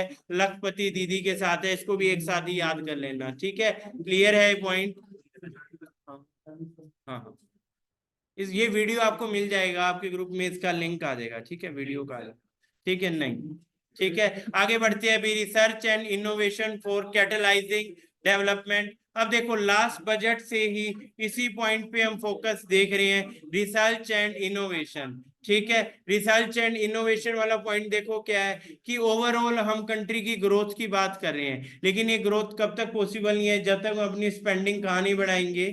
रिसर्च एंड इनोवेशन में। ठीक है, तो इसलिए यहां भी आप देख रहे हो रिसर्च एंड इनोवेशन में फोकस किया है। रेलवे में 3 मेजर इनिशिएटिव हैं, 3 मेजर रेलवे इकोनॉमिक कॉरिडोर। ये कॉरिडोर होंगे energy, mineral, cement corridor, so that देश में जो इंडस्ट्रीज हैं, हैवी इंडस्ट्रीज, उनके लिए इजी हो, लॉजिस्टिक कॉस्ट कम हो, पोर्ट कनेक्टिविटी के कॉरिडोर, और हाई ट्रैफिक डेंसिटी के कॉरिडोर। ठीक है, तो ये मेजर इनिशिएटिव है रेलवे के लिए। 40,000 वाला पॉइंट हमने पढ़ लिया था। ठीक है, नेक्स्ट है आपका सस्टेनेबल डेवलपमेंट। ई बसेस पे फोकस रहेगा, नॉन फॉसिल फ्यूल। ठीक है, और new scheme for bio manufacturing and, और इसके ऊपर अब देखो बजट में क्या होता है, अब कुछ इनिशिएटिव है गवर्नमेंट ने अनाउंस किए, अब कहा भाई इसके लिए एक डेडिकेटेड स्कीम आएगी। अब जब वो स्कीम आएगी वो डिटेल फर्दर डिस्क्लोज होगी। ठीक है, अभी जो डाटा है उसी के ऊपर डिस्कस कर रहे हैं, जहां आ चुकी है हम उस पॉइंट को लिख लेते हैं। ठीक है,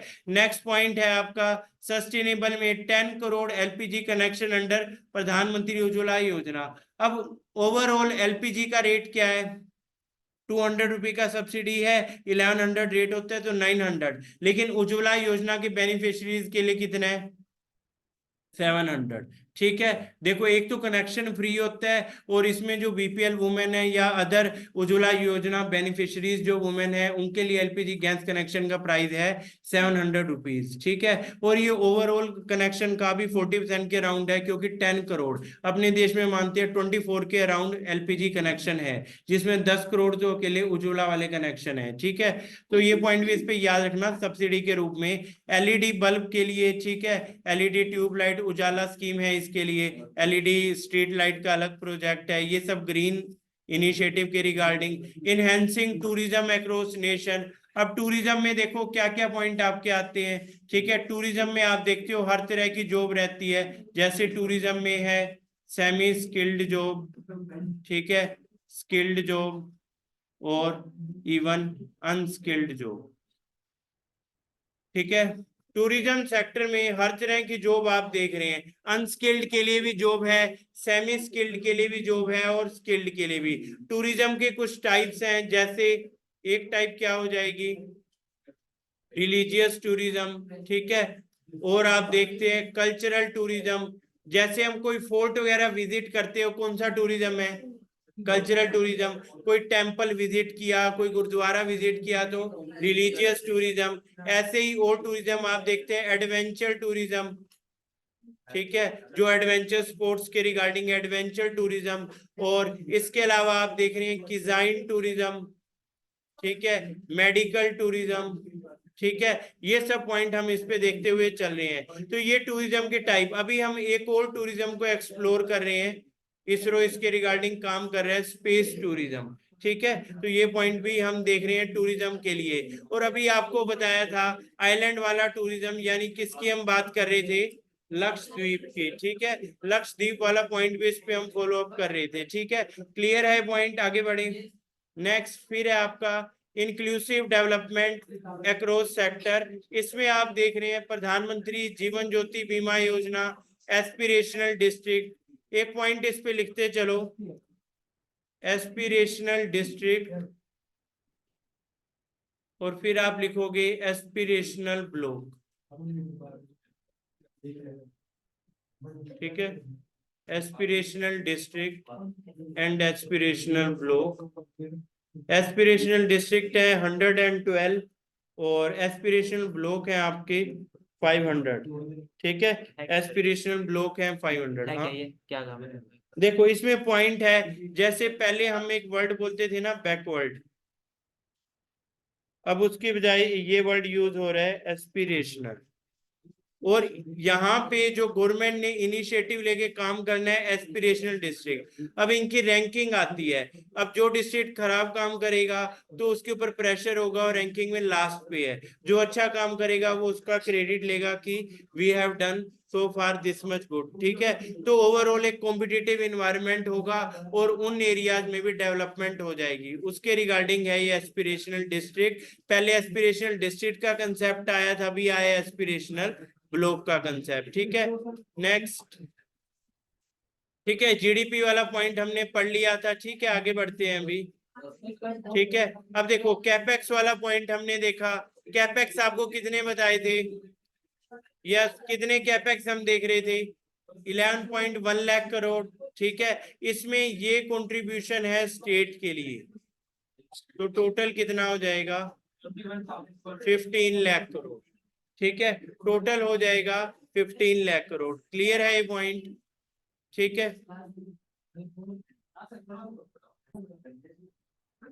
यस, हम लोग डिस्कस कर रहे थे एस्पिरेशनल डिस्ट्रिक्ट और एस्पिरेशनल ब्लॉक।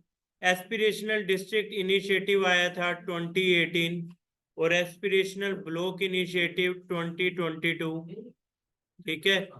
एस्पिरेशनल जो कंसेप्ट ये है कि नीति आयोग का कंसेप्ट है, जो कि गवर्नमेंट का थिंक टैंक है, कि बैकवर्ड की बजाय एस्पिरेशनल होंगे, यहाँ सीरीज ऑफ डेवलपमेंट वर्क होगा और ओवरऑल एक तरह से रैंकिंग बेस्ड अप्रोच होगी, ठीक है।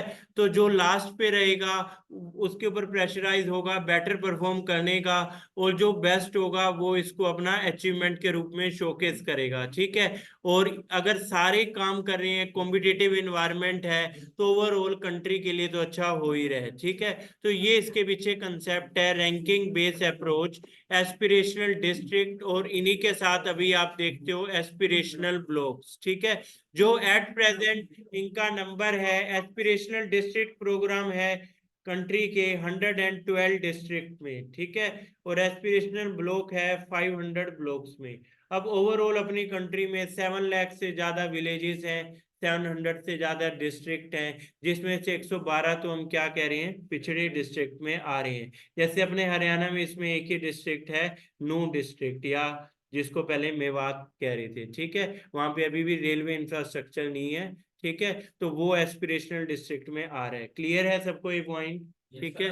नेक्स्ट, अब देखो इसके साथ जो पॉइंट रिपीट हो रहे हैं इसको तो डिस्कस नहीं करेंगे। रियल जीडीपी वाला भी हमने देख लिया, 7% के अराउंड फिस्कल डेफिसिट, ठीक है। अब देखो ट्रेंड इन कैपेक्स, ठीक है। ये पॉइंट अभी हमने समझा कि स्टेट का जो कैपेक्स 11 लाख करोड़, सेंटर का कैपेक्स 11 लाख करोड़ और स्टेट के लिए भी 3.9 लाख करोड़, तो टोटल कैपेक्स हो जाएगा 15 लाख करोड़, ठीक है। अब फाइनेंसिंग की बात कर रहे हैं। अब गवर्नमेंट के सामने जो सोर्सेज होते हैं फाइनेंसिंग के, ठीक है। अब जैसे मेजरली गवर्नमेंट के सामने 4 सोर्सेज रहते हैं। एक तो आपको बताया इंटरनल और एक्सटर्नल, ठीक है। जैसे हमने गवर्नमेंट के एंड से बोरोइंग्स देखनी है तो ऑन जनरल जो हमने सिंपल क्लासिफिकेशन पढ़ लिया, इंटरनल एंड एक्सटर्नल, ठीक है। एक और क्लासिफिकेशन आप इसका फॉलो अप कर सकते हैं। इसमें आपका मेंशन है, एक तो आपका गवर्नमेंट बोरो कर सकती है by government securities issue, G sec को इशू करके गवर्नमेंट सिक्योरिटीज को आरबीआई से इशू करा के मार्केट से मनी रेज कर सकती है, ठीक है। इसके अलावा जो सोर्स रहता है, जो एक हम देख रहे हैं एक्सटर्नल बोरोइंग, एक्सटर्नल बोरोइंग, ठीक है, जो होनी चाहिए मैक्सिमम 3% ऑफ जीडीपी।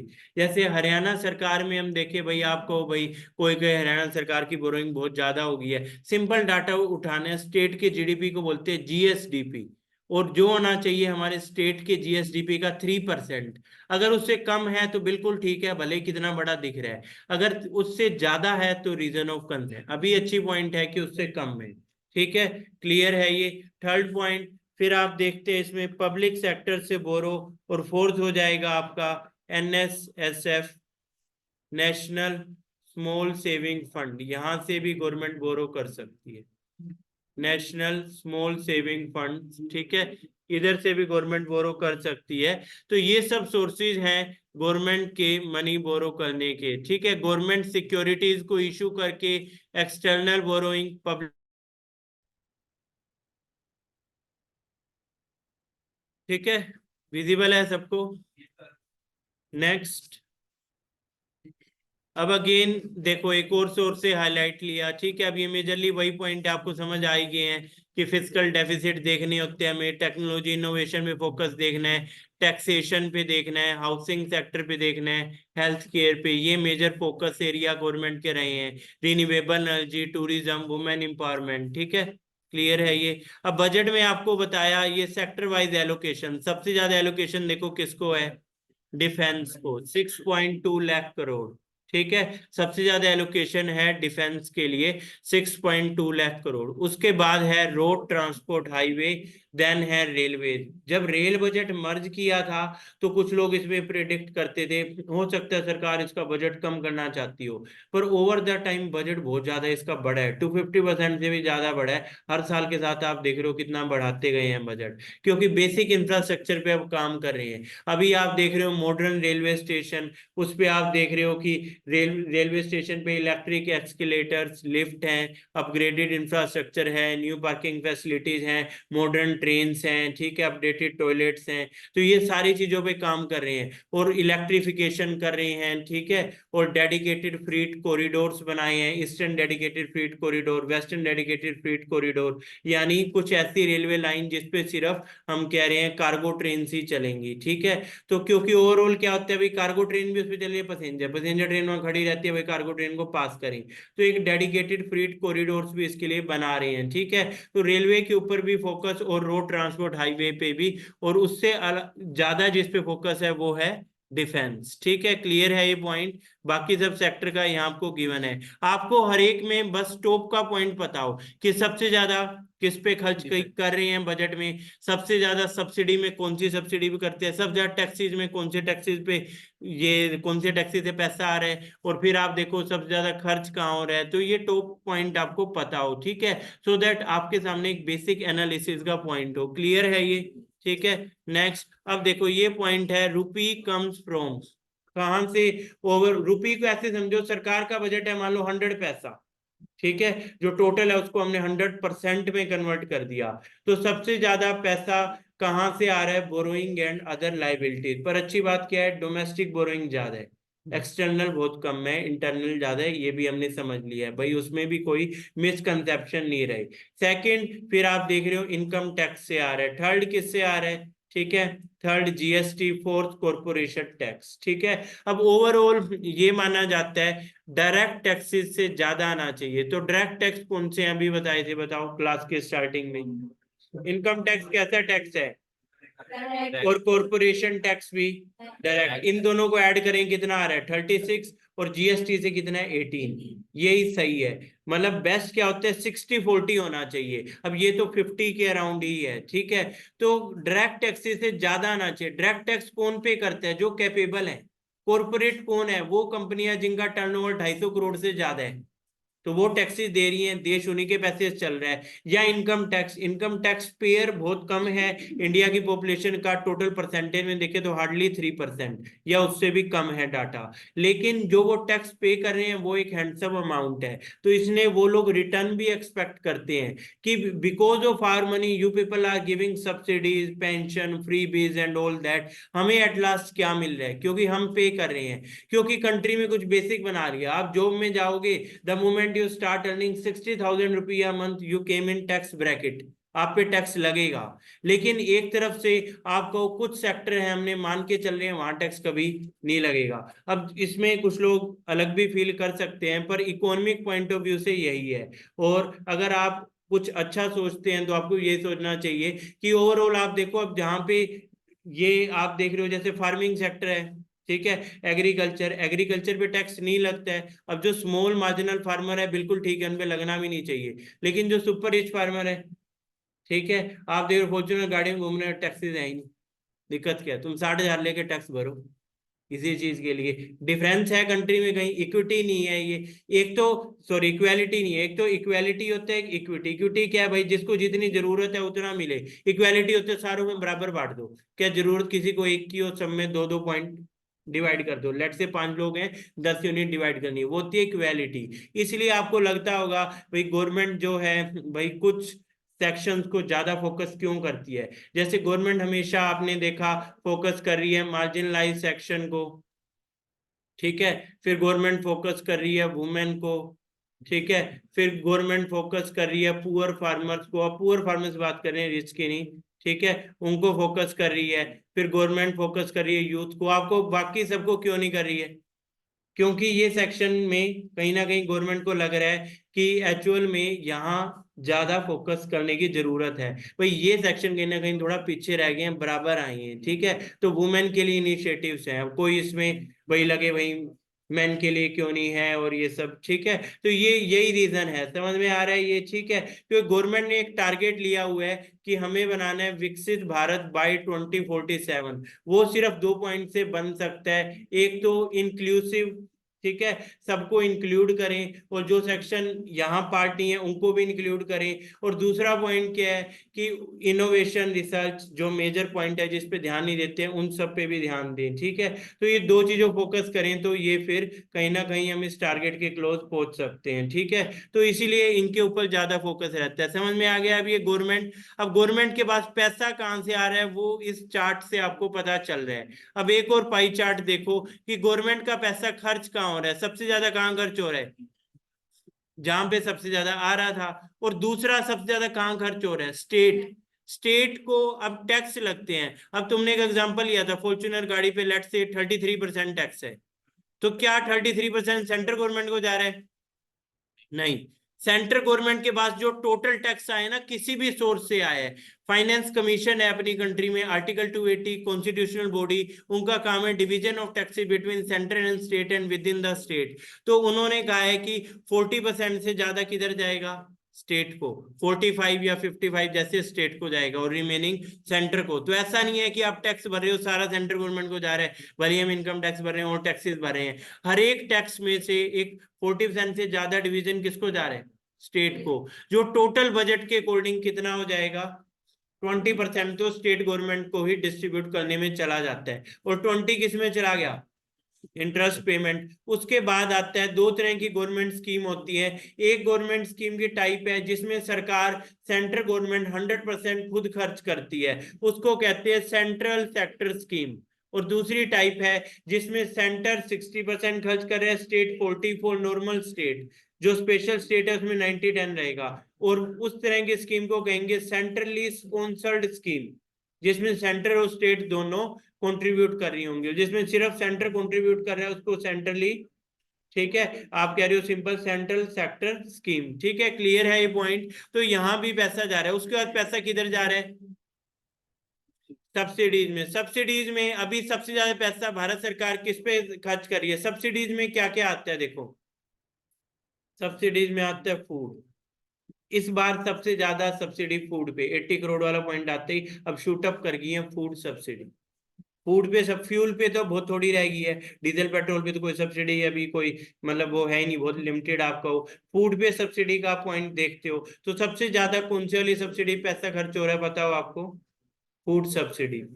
ठीक है, क्लियर हो ये पॉइंट? नेक्स्ट डिफेंस का पॉइंट हमने इस पे देख लिया। ठीक है, आगे बढ़ते हैं हम भी। अब देखो इस पे क्वेश्चन, बजट कहाँ पेश किया जाता है? North block.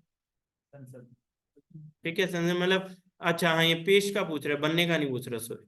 ठीक है, अगर हाँ बनने का पूछता तो बनता वहां से। ठीक है, इसका आंसर नेक्स्ट। अभी कौन सा अपना बजट पेश किया, कौन से नंबर का इन्होंने? 6 टाइम, कंटिन्यूटी में भी 6, ओवरऑल भी 6। ठीक है, लास्ट टाइम अंतरिम बजट कब आया था? इलेक्शन ईयर कौन सा था लास्ट? 2019। किसने प्रेजेंट किया था? पीयूष गोयल, बताया था आपको। ठीक है, बजट कौन पेश कर रहे हैं? वित्त मंत्री। Finance minister. ठीक है, फाइनेंस मिनिस्टर बजट प्रेजेंट करती हैं। ठीक है, आजादी के पहले किसने भारत का पहला बजट, आजादी के बाद, ठीक है आजादी के बाद यानी 47 वाला बजट नहीं, 47 वाला बजट प्रेजेंट किया था आर के शानमुखम चेती। ठीक है, आर के शानमुखम चेती। ठीक है, इन्होंने प्रेजेंट किया था। 1950 का बजट किया था जॉन मिथाई। 47 का बजट आर के शानमुखम चेती। ठीक है, नवंबर में किया था तब बजट प्रेजेंट, क्योंकि अगस्त में हमें इंडिपेंडेंस मिला। 15 अगस्त नवंबर में बजट प्रेजेंट किया था, नवंबर 47 में। ठीक है, क्लियर है पॉइंट? ठीक है, पहला बजट जो था इसमें जस्ट हमने मार्च तक का डाटा लेना था, तो इसमें कोई टैक्सेस भी नहीं लगाए थे। ठीक है, तो ये अपने आप में अकेला ऐसा बजट, इसमें कोई टैक्सेस की कोई बात ही नहीं हुई थी। ठीक है, नेक्स्ट। बजट फरवरी के आखिरी दिन से बदलकर कब, मतलब 1 फरवरी को आने लगा है बताओ? 2017 से। एक तो चेंज हुआ था 1999 में, मॉर्निंग बजट वाला 11 AM, उससे पहले बजट आता था 5 PM। और एक 2017 से 2 मेजर चेंज हुए थे, एक तो rail budget plus union. Actual में जो 1860 से बजट आने लगा वो 1923 तक अलग ही इकट्ठे ही आता था। 24 में अलग कर दिया था रेल बजट, क्योंकि ब्रिटिश का ज्यादा फोकस रेल पे रहता था। जब वो इंडिया से गए थे, एशिया का लार्जेस्ट रेल नेटवर्क इंडिया में था। अभी एशिया का 3rd लार्जेस्ट है, अपने ज्यादा रशिया का और चाइना का है। ठीक है, क्योंकि ब्रिटिश को कोई ऐसी जन कल्याणकारी योजनाएं तो चलानी नहीं थी, रेल पे फोकस करते थे, सो दैट गांव गांव से उन्हें रॉ मटेरियल मिल जाए, ट्रूप्स की मूवमेंट इजी हो जाए, उनके लिए कनेक्टिविटी का वो अपने तरह से यूटिलाइज कर लें। तो उसके साथ जो थोड़ा बहुत फायदा हो रहा था। पर ब्रिटिश ने जो रेल बनाया, हम ये भी नहीं कह सकते कि बहुत अच्छा उन्होंने भाई ओवरऑल कोई प्रोग्रेसिव माइंड से बनाया, क्योंकि 1950 में इंडिया में पहली रेल की फैक्ट्री ओपन हुई थी चितरंजन वेस्ट बंगाल से, और रेल को चलते हुए तब 90 ईयर हो गए थे। तो अभी तक रेल बनती थी, ब्रिटिश यानी ये इंग्लैंड में जाके बना के लाते थे मैनचेस्टर से, पटरियां भी वहीं से, रेल के डब्बे भी, रेल इंजन भी, और आने जाने की कॉस्ट भी जोड़ देते थे, और इंडियंस को कहते हैं टोटल तुम्हें इतने का ये रेल पड़ रहा है, वो तुम्हारे बजट में ऐड कर रहे हैं। जबकि यहीं बना लो, जॉब्स किसको मिलेगी? इंडियंस को। प्राइस कहाँ बढ़ेगा? फैक्ट्री लगेगी इंडिया में, साइड बिजनेस कहाँ आएंगे? इंडिया में। ठीक है, तो ब्रिटिश का क्योंकि मोटिव नहीं था कि फर्स्ट डेवलप इंडिया, उनका क्या था? First develop British. ठीक है, तो वो ब्रिटेन की पहले सोचते थे, उसमें उनका अच्छा कैसे हो। आज की कंपनियां इसलिए अलग हैं, आज की कंपनियां कोई FDI लेके आती है तो फैक्ट्री किधर लगा रही है? इंडिया में। इंडिया में। तो जॉब्स किधर मिल रही है? इंडिया में। नई टेक्नोलॉजी किधर आ रही है? इंडिया। ठीक है, और सेक्टर किससे लिंक हो रहे हैं? इंडिया। ठीक है, आसपास जमीन के भाव कहाँ बढ़ रहे हैं? तो आज का मॉडल अलग है। जो लोग डिटेल में नहीं पढ़ते हैं या बिजनेस इनको नहीं, वो कहते हैं कंपनियां आती हैं लूटने के लिए, सब नहीं, उनका अपना पर्पस है। तुम सीख के फिर उनसे बेटर कंपनी बना लो, जैसे चाइनीज ने किया। ठीक है, तो ये हमेशा से इशू रहा है। ठीक है, और यहाँ से बजट आने लगा 1 फरवरी। ठीक है, ये 2 मेजर चेंज इधर से हो गए थे। ठीक है, नेक्स्ट पॉइंट है कॉर्पोरेट टैक्स में कटौती। ये 2019 या 20 वाला बजट था, आई एम नॉट श्योर। ठीक है, इसको एक बार फिर डिस्कस करेंगे। नेक्स्ट, 6 टाइम बजट पेश करेंगी। 6 टाइम और किसने किया हुआ है? मोरारजी देसाई। ठीक है, अभी आपको बताया था। सबसे ज्यादा बार भी किसने किया हुआ है? Morarji Desai, 10 times overall. ठीक है, क्लियर है ये पॉइंट? ठीक है। अब देखो कुछ और बेसिक से पॉइंट देखते चलो, लास्ट के पॉइंट है ये। अब देखो बजट का जो हम सिनेरियो डिस्कस कर रहे हैं इसमें क्या है, इकोनॉमी हैज विटनेस ये profound transformation in the past 10 year, overcoming challenges like structural reforms and pro people programmes, ठीक है। और developmental philosophy, social and geographical inclusivity. अभी जो गवर्नमेंट है ना, आप देखते हो उसका फोकस ईस्ट इंडिया पे भी है, and specially in north east India. India में जो डेवलपमेंट है ना, कहते थे वो एक जैसी डेवलपमेंट नहीं है, ज्यादा डेवलपमेंट वेस्टर्न इंडिया में है, साउथ में कुछ रीजन में है, डीप साउथ में फिर कम है, ईस्ट में बिल्कुल ही कम है। ईस्ट में है उड़ीसा, छत्तीसगढ़, वेस्ट बंगाल, ये वाला बेल्ट, और नॉर्थ ईस्ट में तो और भी कम था। तो अभी गवर्नमेंट ने कहा भी ज्योग्राफिकल इंक्लूसिविटी होनी चाहिए, आइलैंड्स में भी डेवलपमेंट हो, नॉर्थ ईस्ट में भी हो, ईस्ट में भी हो, नॉर्थ वेस्ट में भी हो, सारी जगह मतलब ये रहना चाहिए। ऐसा नहीं हम एक साइड ही डेवलपमेंट कर रहे हैं। और सोशल में जैसे गवर्नमेंट का एक इनिशिएटिव है पीएम जनमन या पीवीटीजी मिशन, कि ट्राइबल ग्रुप को भी जोड़ो, ठीक है, ट्राइबल ग्रुप्स को भी जोड़ो, जो वन लेबल ट्राइबल ग्रुप्स हैं इनको भी इंक्लूड करो।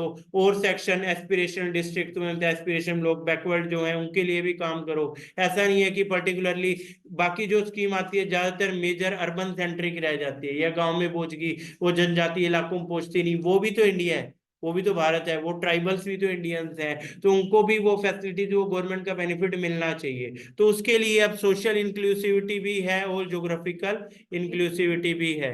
और कंट्री अभी सोच रहे आत्मनिर्भर भारत, पंचप्राण 2-3 बजट पहले आया था, इसमें 5 पॉइंट थे इन्वायरमेंट के लिए, ठीक है। अमृतकाल तुम्हें बता दिया 2022 टू 47। अब ये सिनेरियो है जिसमें बजट आया है। अब देखो ग्लोबलाइजेशन अब रीडिफाइन हो रहा है, ठीक है। क्यों रीडिफाइन? एक तुमने वर्ड पढ़ा होगा ऑफ शोरिंग। ऑफ शोरिंग क्या होता है? जैसे बाहर की कंपनी यहाँ कुछ काम दे दिया तो ऑफ शोरिंग, या आउटसोर्सिंग भी, जैसे BPO, business process outsourcing unit. अब पता चला ये कॉल सेंटर्स तो हैं, अब यहाँ कॉल आ रही है जैसे कोई यूरोपियन कंट्री की, और उन कॉल को अटेंड कर रहे हैं इंडियंस, ठीक है। क्यों? क्योंकि हम सस्ती लेबर उनको मिल जाते हैं, ये सब। तो यहाँ हम देख रहे हैं इस तरह का प्रोसेस एक हो रहा है। अभी एक नया कंसेप्ट वर्ल्ड में आया है, फ्रेंड शोरिंग, यूएस ने कंसेप्ट दिया है। यूएस ने कहा है हम उन कंट्रीज को कहेंगे कि हमारे लिए सामान बनाओ जो हम खुद नहीं बना सकते, जो हमारे फ्रेंड्स हों, उनकी भी डेवलपमेंट होगी और हमें भी बेनिफिट मिलेगा। तो ग्लोबलाइजेशन अभी क्या हो रहा है? रीडिफाइन हो रहा है, specially after corona time. Disruptions हैं, फ्रेगमेंटेशन है सप्लाई चेन में, और वर्ल्ड में चैलेंज है इन्फ्लेशन का। एवरेज इन्फ्लेशन वर्ल्ड में मेजर इकोनॉमीज में 8% से ज्यादा।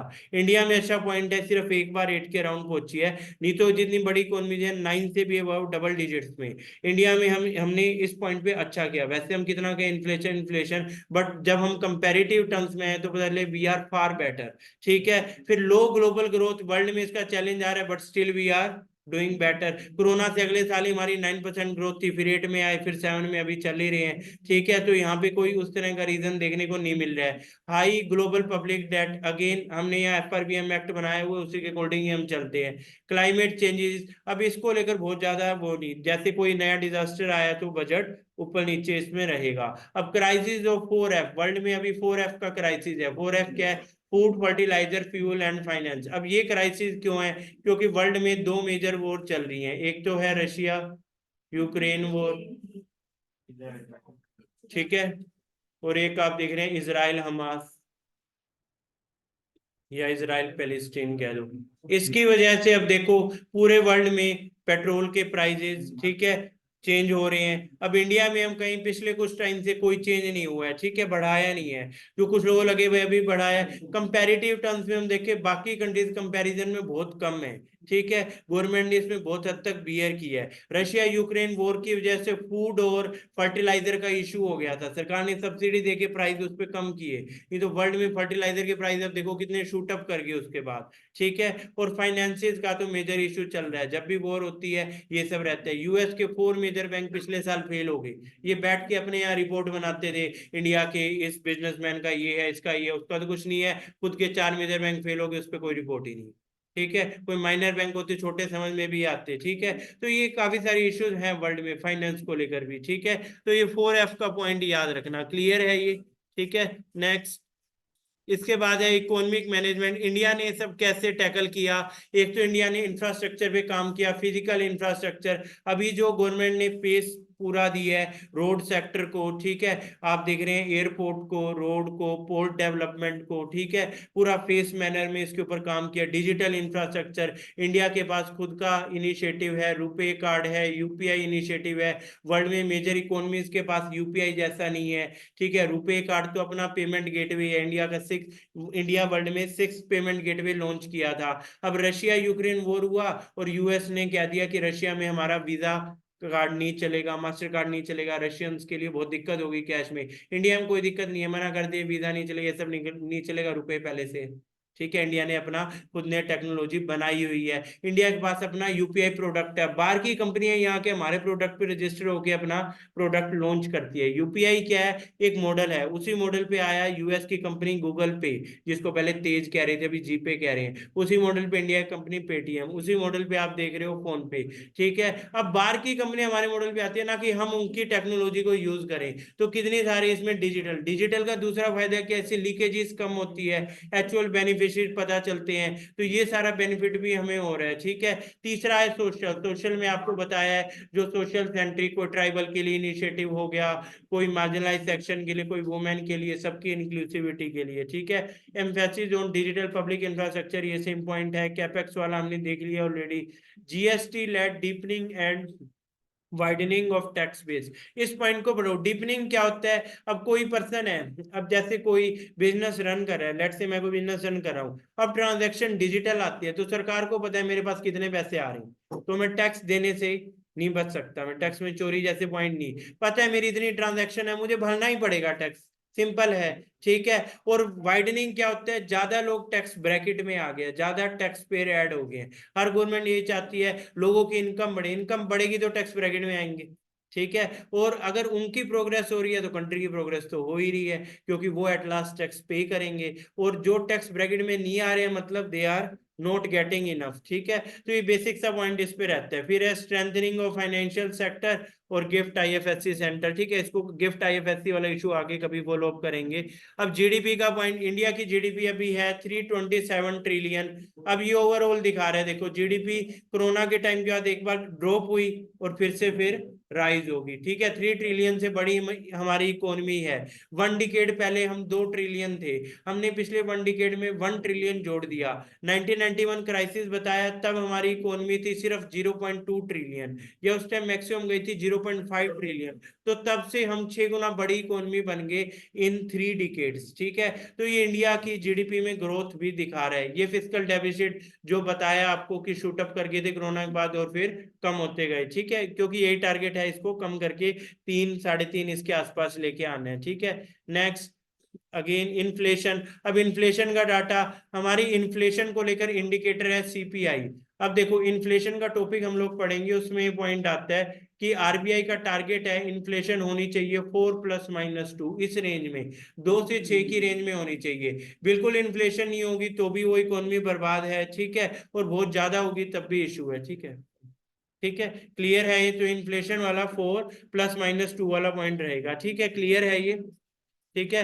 अब लास्ट में इंडस्ट्रियल ग्रोथ और एग्रीकल्चर ग्रोथ वाला पॉइंट, एग्रीकल्चर ग्रोथ दिखा रहा है डिक्लाइन हुई है और इंडस्ट्रियल ग्रोथ भी ओवर द टाइम कम। इसमें जनरली बेस ईयर इफेक्ट भी आ जाता है, ठीक है, क्योंकि कोरोना टाइम में इन दोनों चीजों पे ज्यादा फोकस किया। एग्रीकल्चर में हम देख रहे थे सिर्फ एक एग्रीकल्चर सेक्टर ही था जो कुछ हद तक कंट्रीब्यूट जीडीपी में कर रहा था, बाकी सारे सेक्टर तो एक तरह से उस टाइम में कंट्रीब्यूट नहीं कर पा रहे थे, ठीक है। तो फिर से कम हो रहा है, इस चीज पे देखना पड़ेगा, ठीक है। नेक्स्ट, और सर्विस सेक्टर की ग्रोथ दिखा रहा है। अब एक पॉइंट इधर होता है, यहाँ बहुत लोग मिसगाइडेड होते हैं और आपके सामने इंटरव्यू में भी इस तरह पॉइंट हो सकते हैं, इसलिए स्लाइड को भी इंक्लूड किया। अनएम्प्लॉयमेंट रेट, ये 2 तरह से होते हैं, एक तो होता है पीएलएफएस का data, periodic labour force survey rate, एक होता है सीएमआई का डाटा। सीएमआई है प्राइवेट एंटिटी और पीएलएफएस है गवर्नमेंट। सीएमआई तो इस पर्सन की है, एक पर्सन है ना प्रोटेस्ट के लिए फेमस है, कौन है, हर प्रोटेस्ट में पहुंच जाते हैं, ये भी माइंड से स्किप हो गया, गोपाल यादव नहीं, क्या नेम था इनका, ठीक है। इन्होंने स्वराज पार्टी भी बनाई थी, पहले आम आदमी पार्टी में थे, अब तो अलग से है 1%, ठीक है। उसकी CMI करके कंपनी है।